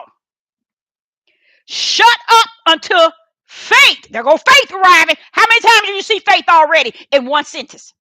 He's just letting you know it was, it is, and it's going to always be. It's going to wrap you up and it's going to wrap you down no matter what they're talking about. And it's stepping all up in the rectum of the law. Listen to it. Listen to it. Listen to what it says. Galatians chapter 3, verse 23.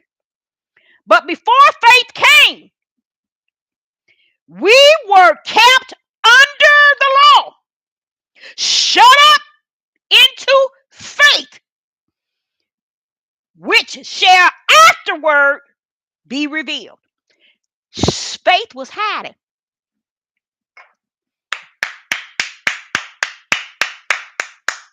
Afterward were to be revealed. And that's why y'all hearing about faith now. You see? Do you see how they cannot?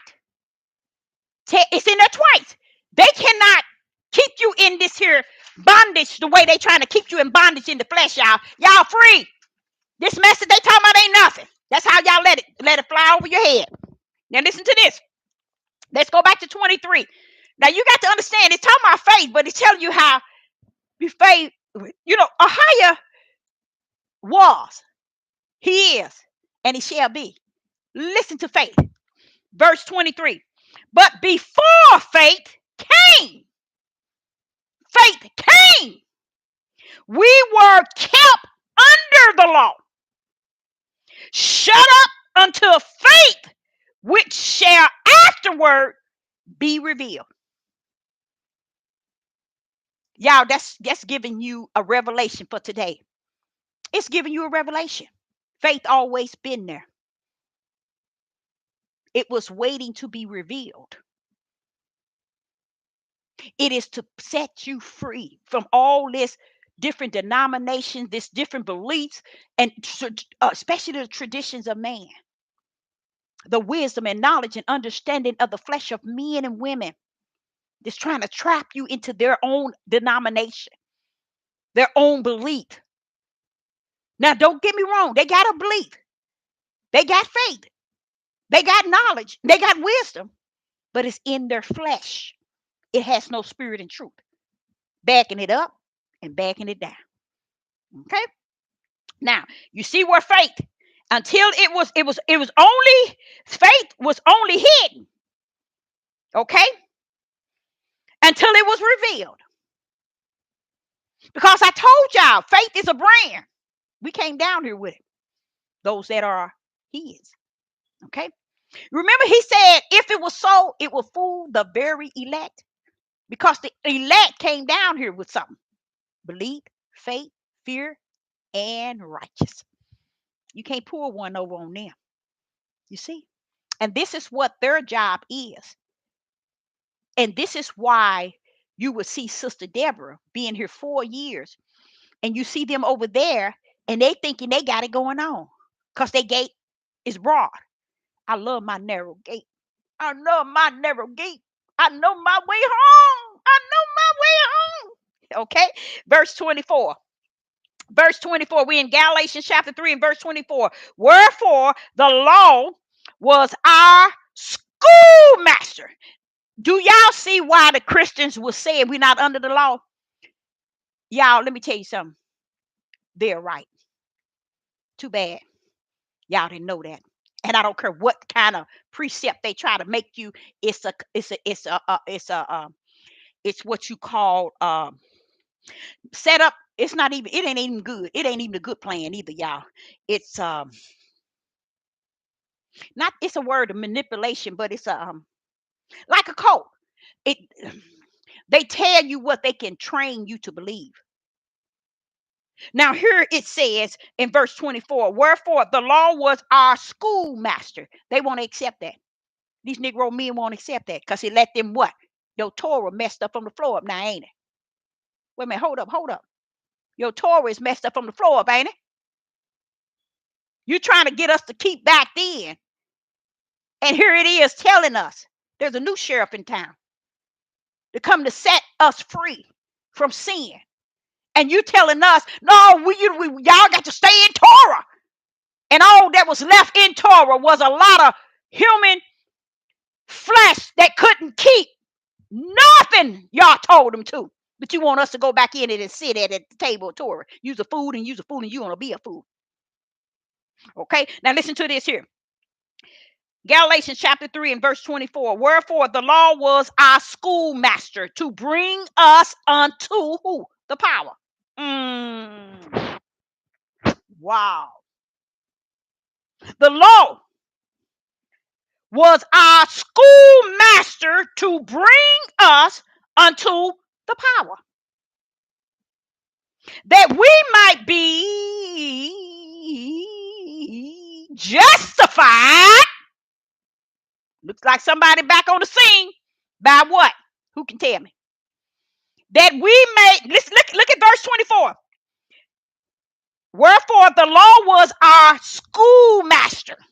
It wasn't good enough, baby. It was just our schoolmaster. To what? To bring us to the power. To do what? That we might be what? Justified by what? Justified by what? Can somebody tell me? Come on, Nana. Come on now. Help me out. Help the little old lady out. Faith. There it go again. That's deep. By faith. You see that? You see that? That power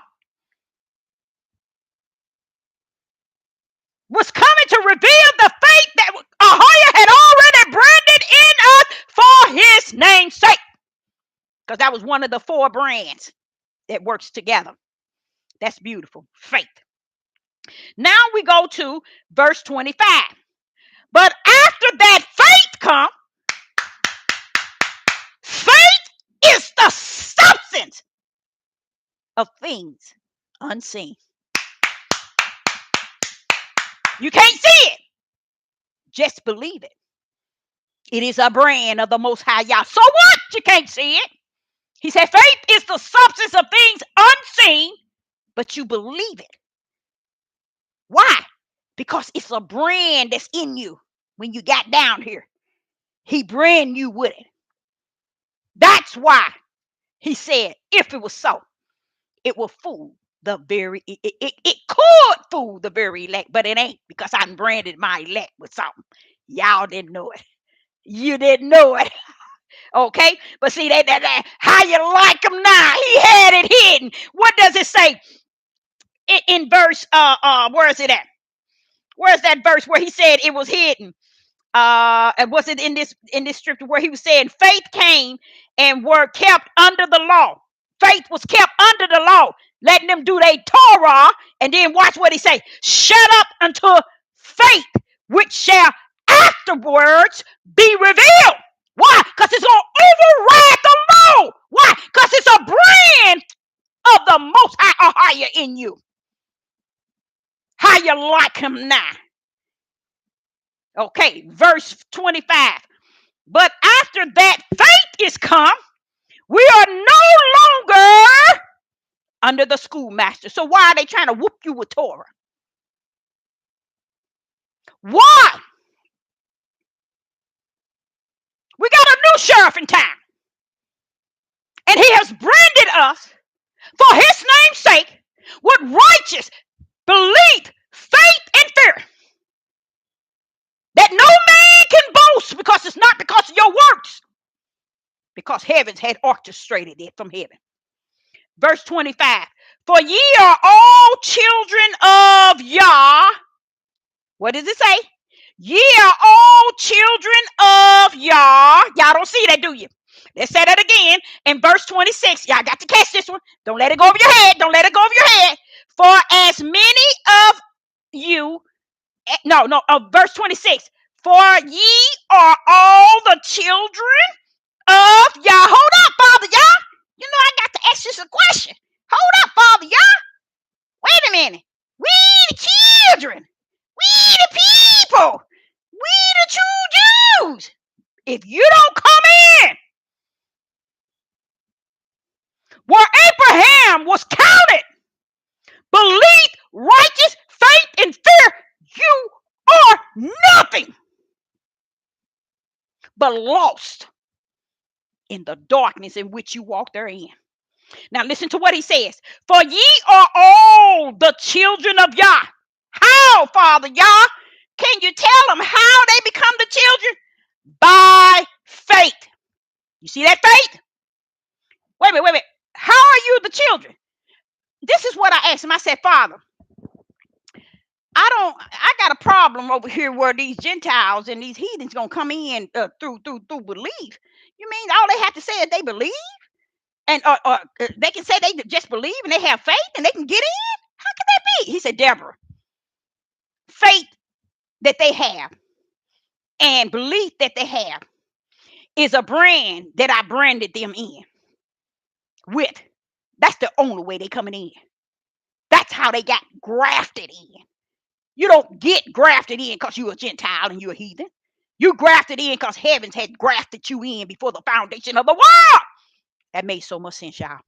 I said, oh, I love that, Father, y'all. I love that. I love it. I love it. I love it. Because that means they ain't going to just walk on in. No, they already marked like you are. Now listen to what it says. You got to see the key, y'all. You got to see a key in verse 26. What is the key? What is the key in verse 26? Faith and belief. But no, what is the key in verse 26? Woo-wee!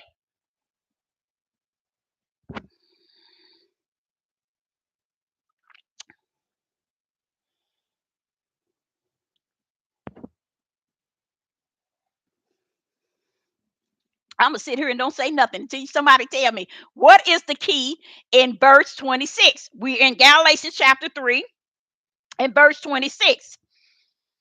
It's a key in there, y'all.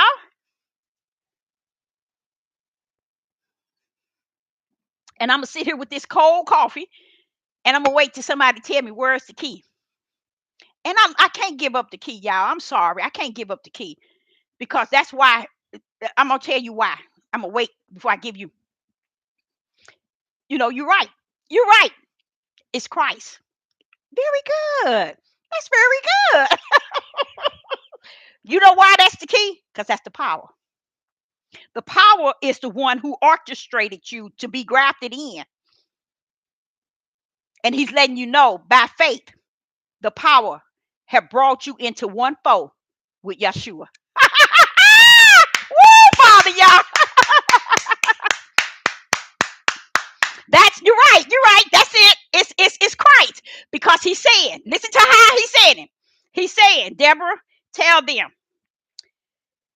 in verse 26, by faith have my power usher you until one in Yeshua. That's what, why you think it says Christ first? It says Yeshua afterward. Because he wants you to understand, by faith have my power ushered you into one fold with Yeshua. Woo, that's deep. That's deep. Y'all better circle that. Matter of fact, highlight that. When somebody come talking this monkey mess, highlight that thing and go right back to it. Somebody come talking that monkey mess to you, highlight that thing. Now we're going to drop down to Galatians chapter 3 and verse 28. I'm almost done. Verse 28. Galatians chapter 3 and verse 28. No. Let's go on down to 27. Let's not skip that. Let's not go. That's not right. Even though I got some good stuff in 28 and 29, but I'm not going to bypass 27 just to drop down after we had such a good feeling with 26. Let's go on down to 27. For as many of you as have been baptized in the power have put on Christ. Do y'all get that? Do y'all don't see none of this? And this is why they hating on Paul. Paul speaking spirit and truth. That's why they hating on him. Paul speaking spirit and truth. Let's go to 27.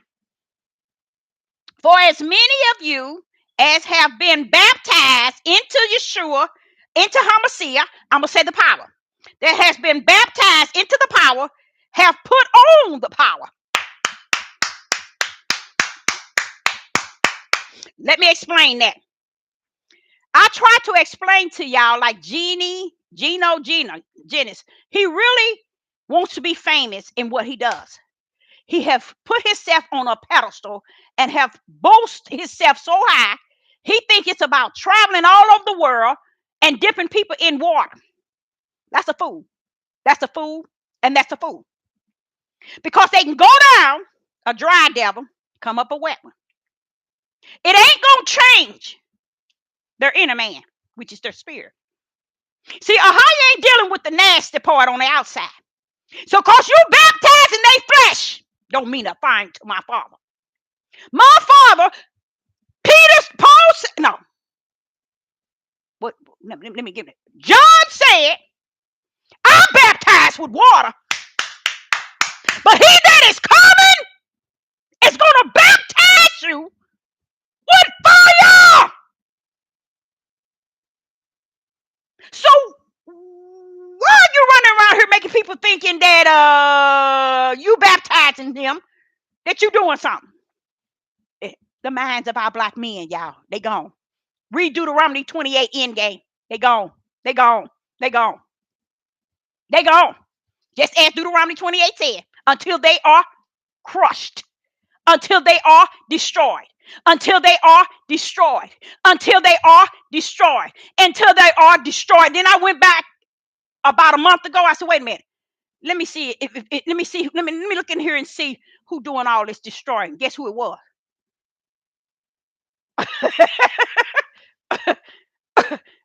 I knew it was. I thought he was letting them do it. No, Deborah. That's why they don't want to come touching Deuteronomy 28 end game. They don't want to teach the end of Deuteronomy 28 because they don't want the people to know that they are doomed. But you don't have to be doomed when you are set free. Okay? Now listen to here. There's a power in Galatians chapter 27. And it says, for as many, we in Galatians chapter 3, verse 27, for as many of you as have been baptized into the fire. Why is it the fire? It's the power. That's what John the Baptist was saying. I baptize you with water, but there's one coming to baptize you with fire. He's coming to baptize you from the inner man. That's what Christ did here. He baptized until Christ, the power. And why is it saying the power again? Watch this here. And have put on the power. So while y'all running y'all tails around here saying spirit and truth and I'm the light, you're supposed to have power with that. Where's your power? He's sitting here telling you. You're supposed to have power. And don't think you ain't got it. He said, don't compress the spirit. And that's what many of us have done. We have compressed the spirit because we figured it ain't big enough to perform the power that they're in, which was said to us we were. Listen to verse 27. For as many of you as have been baptized by the fire, the power of the fire of the power,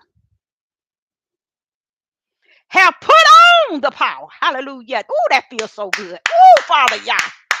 I think I'm going to sleep good tonight. Oh, Father Yah. Thank you, Father Yah. Verse 26. Therefore, no, it doesn't say therefore. There is neither Jew nor Greek. There is neither bond nor free. There is neither male nor female. There is neither male or female. There is neither male or female. Now, what if the male is baptized with fire and the woman is not? What if the woman baptized with fire and her husband is not? For ye all are one in the power of Christ, of Yeshua. Christ is the power. The power of Yah's right hand has taken you and brought you into one fold with Yeshua. His power, his right hand did that, y'all. His stretched out arm, who we disrespect, who we dishonored, who we profane. What do you mean, Deborah?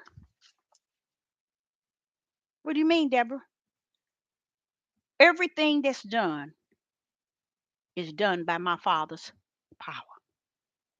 And that's why he say, and they deny the power therein. That's what's going on. Been going on for a long time, y'all, for thousands of years. We want the word and spring this word in this book. We don't want his word out of the proceed out of his mouth, but we want this book word. And we want to run around here and make somebody think that we all that answer. We leaders, we kings, we rulers. You ain't crap. Because you don't have the power. Nor do you have spirit and truth. Which the light suffer one to find their way through all this darkness. Okay? Now, listen to 28. There is neither Jew nor Greek. There is neither bond nor free. Neither is there male nor female, for ye are all one in one power that brings you to what? One in Yeshua. Yeshua. That power bring you all one into Yeshua. That's what he's trying to get you all on this devil platform to understand. Especially you all in the chat room. You got to see the difference in why Christ is in front of the word Jesus. He wants you to recognize the power that brings you into the fold of Yeshua. Because when Yeshua collect his, he don't call you sheeps. He calls you one sheep. That's the fold. And then Yeshua turn around and tell you, you are the righteous ones. So it lets you know that you came down here righteous. So what? You done this and you done this and you done this and you might have said some things, you might have done some things, but guess what? It ain't gonna erase who you are in Yah, because he already branded your butt, and it ain't nothing you can do about it. So how you like him now? So verse 20. So I want you to recognize when you see Christ in front of Yeshua, he's trying to let you know the power is going to do something, and that power was bringing you into one fold with the Son. the Son of Man, which is Yeshua. Okay. Verse 29. And if ye be Christ's, then ye are Abraham's seed. Hallelujah. Now, who can tell me what it's saying? Somebody I know got to be able to tell me. Listen to this again.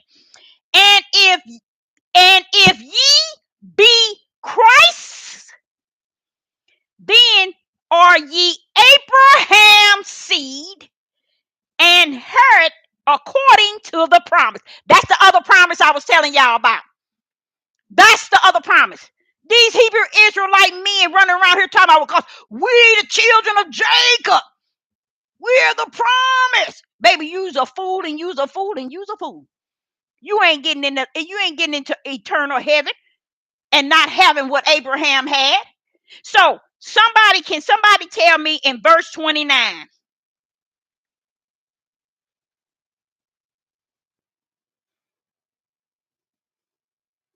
What's going on there?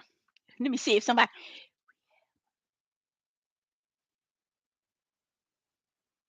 That's it. You got it. You got it. Woo-wee.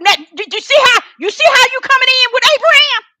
Just like you got it when you said, if we have Hamashiach seed, we belong to the promise of faith of spirit eternal. That's it. You got it. You got it. Good. You got it. That's what he's talking about. It's like the brand. Still like the brand. You see? They're talking about the promise of the land. That's what the Hebrew Israelites are confused with. Why? Because they never listen to the prophets of the Most High or higher. They listen to prophets, but the foolish prophets who's out here got people thinking that it's about them, my feelings. You talking about me, you against me, and you against me. I'm against you. I'm going to show you up. That has nothing to do with y'all. That has nothing to do with y'all. Bring some food to the plate. And you better be spirit and truth. If you ain't got spirit and truth, kick rocks. Get somewhere and sit down. Telling these people all this old yang mess. That's it. You got it. Good. I love that. You're going to let me sleep. Good. And that's what he said. That's how you become the seed of Abraham. You're not the seed of Abraham for eternal life unless, hallelujah, that power have brought you through the brands. Brought the brands before you.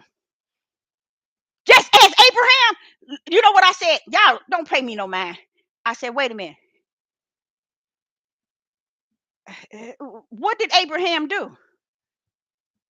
I'm just showing y'all how stupid I am. But I think the Father likes how stupid I am, because I'm always asking questions. And I remember he told me I was 18 years old. He said, you ain't nobody gonna teach you. I'm gonna teach you. Because he said, you ask too many questions. Because I was like, wait a minute. What did Abraham do? What should he? He said, Deborah, I branded him for my name's sake. You know how I told you when you was 58? I had a hedge around you? I said, yeah. And he began to tell me everything and everything. And I'm like, how am I going to survive in this world? He said, I branded you with endurance as well, so you can be able to run this race. See, Sister Deborah ain't upheld because she flesh and blood and she knows something. Don't let nobody ever tell you that either. It's because he that is greater in me than he that is in this world, and greater than I am. He has called me with a holy calling, and not for the food of your flesh. It's for the food of your spirit. And the more spiritual food you get, you're going to be able to run on with your whole family. And you know what else he said? He said, if we that are called and elect, he would even have ushered our children. So our children, you remember how it says, your children, your children are the of the fathers. You see how they do that? But if you have walked the line and Yah has called you, you don't know who he called in your family among your children. But he said when he see you, keep trusting in him no matter what the storm and how the storm may be. You know it's got to cease. So don't get all bent because it's a storm. Things coming, y'all. It's things are coming. Things are already taking place in our family. We all bent all up, and you have every right to be bent because you flesh too. Just because you spirit don't mean you not flesh. You feel that thing. You sad about that thing. You stressed out about that thing. But all you have to do, keep reminding yourself, greater is he that is in me than he that is in this issue. And let him that's greater in you battle that whole issue and bring it to the ground. Because he can. You talking about the mountains, baby. He'll cause your mouth to open up and the mountains will have to move out your way. Don't think he play. He ain't no play toy. Don't ever try to match him up to the flesh of a man, nor a flesh of a woman. We can't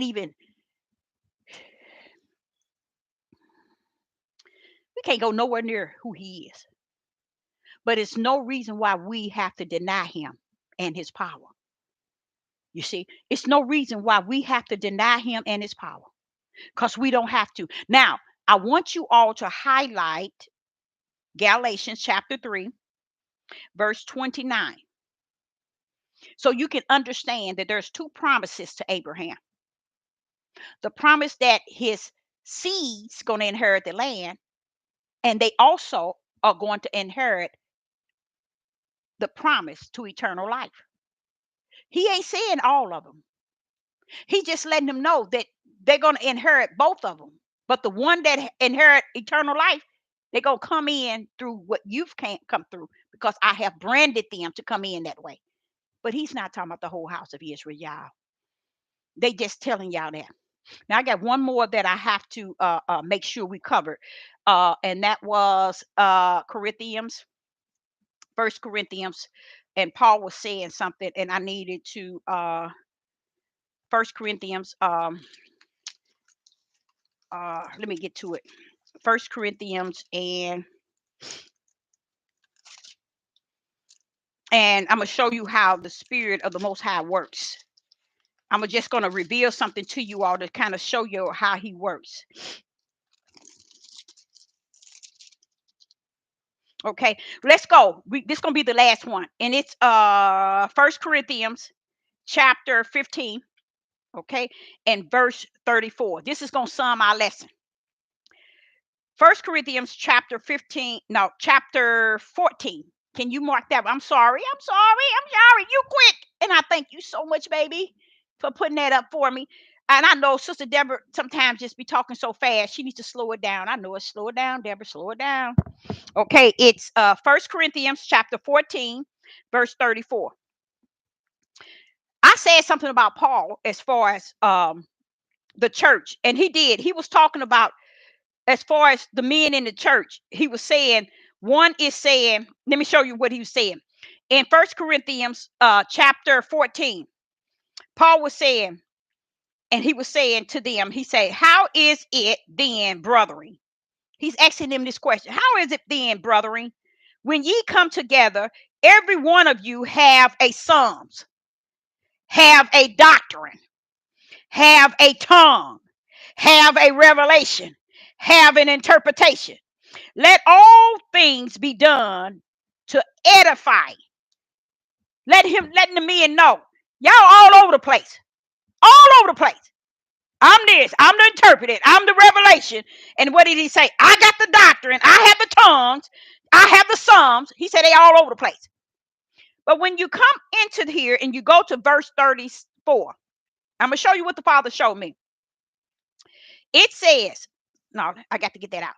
Someone in the live chat, give me the verse where he says, in the Bible, where it says, those that God has joined together, let no man put thy under in a marriage.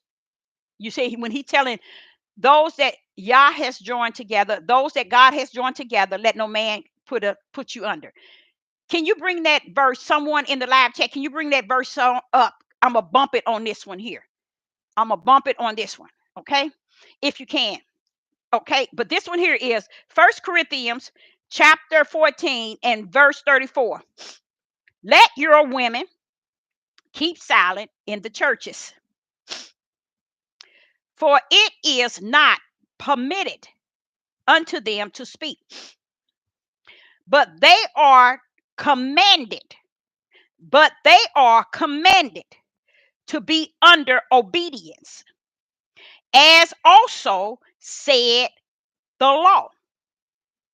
So the Father was explaining to me something there. Did somebody get that? Let's get to Matthews. Matthews, I'm going to show y'all something. I know y'all going to laugh. Y'all might not laugh, but it's something that's very important. I'm going to show y'all something.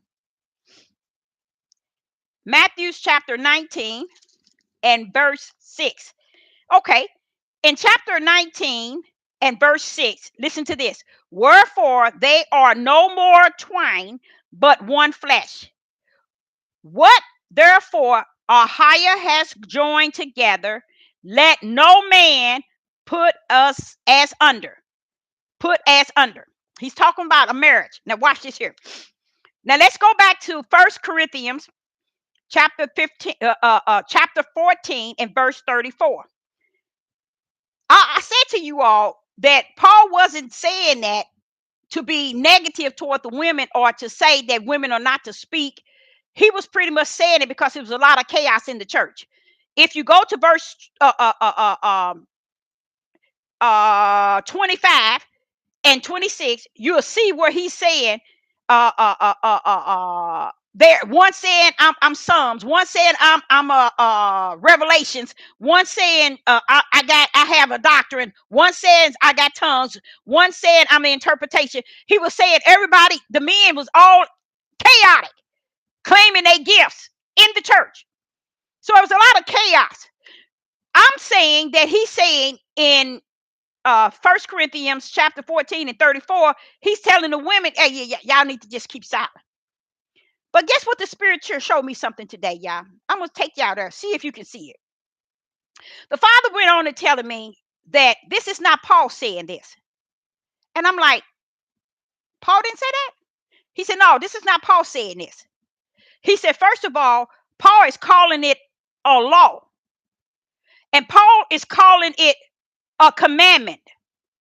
And Paul is calling it permitted. Paul ain't never talked like that. And I was like, wait a minute, hold up now. Hold up, Father, y'all. Hold up. Listen to what it says. Let your women keep silent in the churches, for it is not permitted unto them to speak. The Father say, permitted is nothing that was given unto Paul to say. Then he began to say, for it is not permitted until them to speak, but they are commanded to be under obedience, as said the law. The Father wanted me to look at 4 words. He said, look at permitted, Deborah. Look at commanded. Look at obedience. And then look at the law. When will you find a precept to match any of those? And if you see one, he said, you're not going to see all 4 of those nowhere together, in nowhere. You are not going to see I command a woman to keep silent. He said, I ain't never said that. I ain't never said it was the law. Y'all look at it. Look at it for yourself. I ain't never made it to where it's permitted not unto them to speak. The Father said, you ain't heard none of that out of his mouth. Go back to any book you want, any chapter. That is not the way I have created things and made it a commandment. He said he did not do that. And made it a law. That's deep, y'all. That's deep. He whooping me to death today. Oh, he was whooping me. He said, so you're saying that Paul's saying this. This was one of the words of the Catholics has put this in there for the control over the women. And I looked at that, and guess how I was able to digest it? When he said, look at permitted. Then he said, look at commandment. Look at obedience. And then look at the law. Why would Paul put that on a woman? And what will be the purpose? What in this book that said we are supposed to be under that type of control? He said, you ain't gonna find it. I never would have gave that a thought, y'all. I wouldn't have given it. I said, okay, Paul said it, and he said it for a reason, because he already was getting on the men because of the chaos. Maybe he was saying, maybe we need to shut up because it's already a lot of chaos in the church. No, that wasn't it, he said. Even though there were chaos amongst the men. All of them claiming that I'm this, I'm that. Are not they doing that today? That's why they debating each other. And they think that Ahiah, where in the scriptures where Ahiah told these men to debate? There's no scripture in this book that y'all said debate each other. He don't tell them to do that. They took on themselves and made that something that they say that he said. They need to know how to rightly divide the word of truth from the mouth of man and from the mouth of Yah. And they can. If they don't have the Ruach HaKodesh, they can't divide Yah's word of righteous from the word of man. Now, when he showed me that, I want y'all to write that down. Don't that make sense, y'all? Look, the heaviness. How are you going to get on these men about conducting themselves in the church? And then all of a sudden you land on the woman with permitted, not permitted. But they are commanded. But they under obedience. And this is what it says. As also said the law. That didn't Paul just got you talking about the law? Come on now, y'all. Talk with me. See, y'all missed it. It went over your head, didn't it? It went over your head. Didn't Paul just got you telling them about the law was the schoolmaster? That one come greater than the law? Didn't Paul just got you telling them righteous and faith overrides the law? What was Paul telling the Gentiles? And they were men. What was he telling them? You want to get circumcised in the flesh and let it override the spirit? No, you want to be circumcised in the flesh? You go on, follow the law of that flesh. That means the law of Christ is not in you. So why are you putting us under all these laws? That's what the Father was giving me today, y'all. He said, notice it says, as also said in the law. Now, why is Paul going back to the same law that you ain't going to find in no law telling no woman all this is said? Now, it might say, woman, be, I don't know if it says obedient to your husband or submissive to your husband, but he's saying you take all of that, and whoever added on to it messed it up when they added all that. I couldn't have seen it had not the Spirit revealed it to me. Let me show you what I mean. Let's go back to Matthew's, y'all. Let's go over yonder to Matthew's 19. And that'll be it. Deborah's out of here. I know it's running late, y'all. We running late. She got y'all late. Got these baby out at this night hour. Okay. Matthew's chapter 19. Verse 6. Wherefore they are no more twain, but one flesh. What therefore Ahiah has joined together, let no man put as under. The key to that is that Ahiah has joined. Ahiah has joined. Ahiah has joined.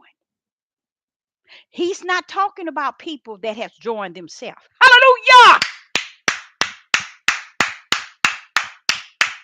He said, wherefore they are no more two, but one. You got to respect that. I told y'all that was in the beginning. It was sealed, approved. So any other marriage outside of that one is not of y'all. It is adultery, fornication, and everything there is. Listen to what he said. Wherefore they are no more two. They are one flesh. So he's talking about man and woman. They are one flesh. So if man steps out of that woman and go get another one, how is you one flesh when you got other fleshes with you? But this is what y'all say. What therefore y'all has joined together? What do y'all join together? Two into one. He didn't join this two into one and others. See how they done walked up and out of y'all's word and got all these people following a polygamy. Y'all can't see it, can you? Can y'all see it? Give me a thumbs up. Only if you can see it. If you can't see it in the spiritual realm, don't get it. And it's nothing wrong with you not being able to see it. Notice what he said. What it says. What therefore y'all has joined together. Now, if John said a man and a woman is the two become one, that's how he joined you together. Anything else outside that is against his standards, because that's what he called joined together. Okay, watch what he said. Let no man put you as under. That means he can divorce you, he can separate you, but no man can. Right there, he's trying to give you an eye opener to how man would change the orchestration of the Father. And what do he say? What y'all, therefore, y'all has joined together, let no man put as under. Don't let no man separate those two coming together. If I, Ahiah, have joined them together, and if I, Ahiah, have joined them together, I brought the two into one. It's spiritual, y'all. So all this other darkness they adding on to this stuff, y'all, they doing it out of their flesh. That's what I try to tell y'all. This is flesh understanding, flesh wisdom, and flesh knowledge, and flesh interpretation that makes it right in their eyes. You can't defeat them. You can't battle with them. You can't debate with them. They in one in themselves. They'll never see the light. They'll never walk in spirit and truth, because they walk out of the order of God's will, the righteous will. See, a lot of people don't know there is a righteous will and an unrighteous will. Both wills come from the brand in the heaven. One come down here to deceive, be a deceiver, and they got plenty of those they deceive. Guess what? They came from the heavens too, y'all. Assigned their missions already. So I, Sister Deborah, hope each and every last one of you all got something out of that. But I want you to go over Matthew chapter 19 and verse 6. Read it over and over and over, and you'll see what y'all saying. He said, let no man come in between that. Only the one that I put together. And I'm not going to bring dark and light together. I'm not going to bring a crackhead or a man that's up on how the hall with a woman that's tender and nice. I bring them together as one. Don't let no man don't let no man divide that. So if he's saying let no man put you under your marriage and destroy your marriage, then what is it when others come into your marriage and they become with your husband? That's a powerful message. We're going to talk about that next time. So I, Sister Deborah, say, anybody have any questions before we get off of here? I know I put too much out on you, didn't I? Oh, I put too much. And I say I appreciate each and every last one of you all tuning in. And I say, I hope you got something out of this. And I hope you, I know, hope, I know that you're going to have a blessed evening, night. Sister Deborah says, shalom and shalom. Oh, yeah. They would play all over it. See, one thing about a lot of people don't understand about Africa. People thinking Africa is our motherland or our homeland, but y'all, the people to me, and even the Hebrew Israelites, the tribe of Judah, all of them are lost without a cause. See, people don't want to go into spirit and truth. The spirit and truth of the matter, the spirit is already telling those who are fully walking in the light that that land, that continent, it's always been wicked and evil. Always been wicked and evil. The only reason why he's going to collect his from the corners over in there is not because the land of Africa, which it wasn't called Africa, but the people there are not the one he's coming for. That is not your home. Those people, they played such a big role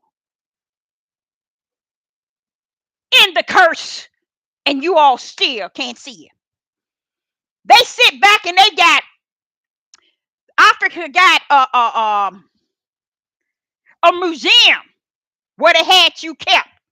How you had to piss in one area. All the women didn't have no sanitary napkins or anything. They put them all in the hole. And they got make dollars to show where they house you.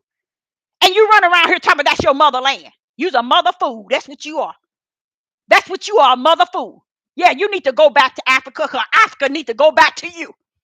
That's where you at. And that's, I'm not speaking to you as far as go back to Africa. I'm speaking of the young man that speaks, go back to Africa. He always speaking that, but he's so, and guess where a lot of those men come from? Y'all, a lot of y'all don't know, a lot of those men come from out of the Hebrew Israelite movement. Back in the days. A lot of them do. They stuck on stupid. And stupid stuck on them. So all right, Sister Deborah says shalom and shalom.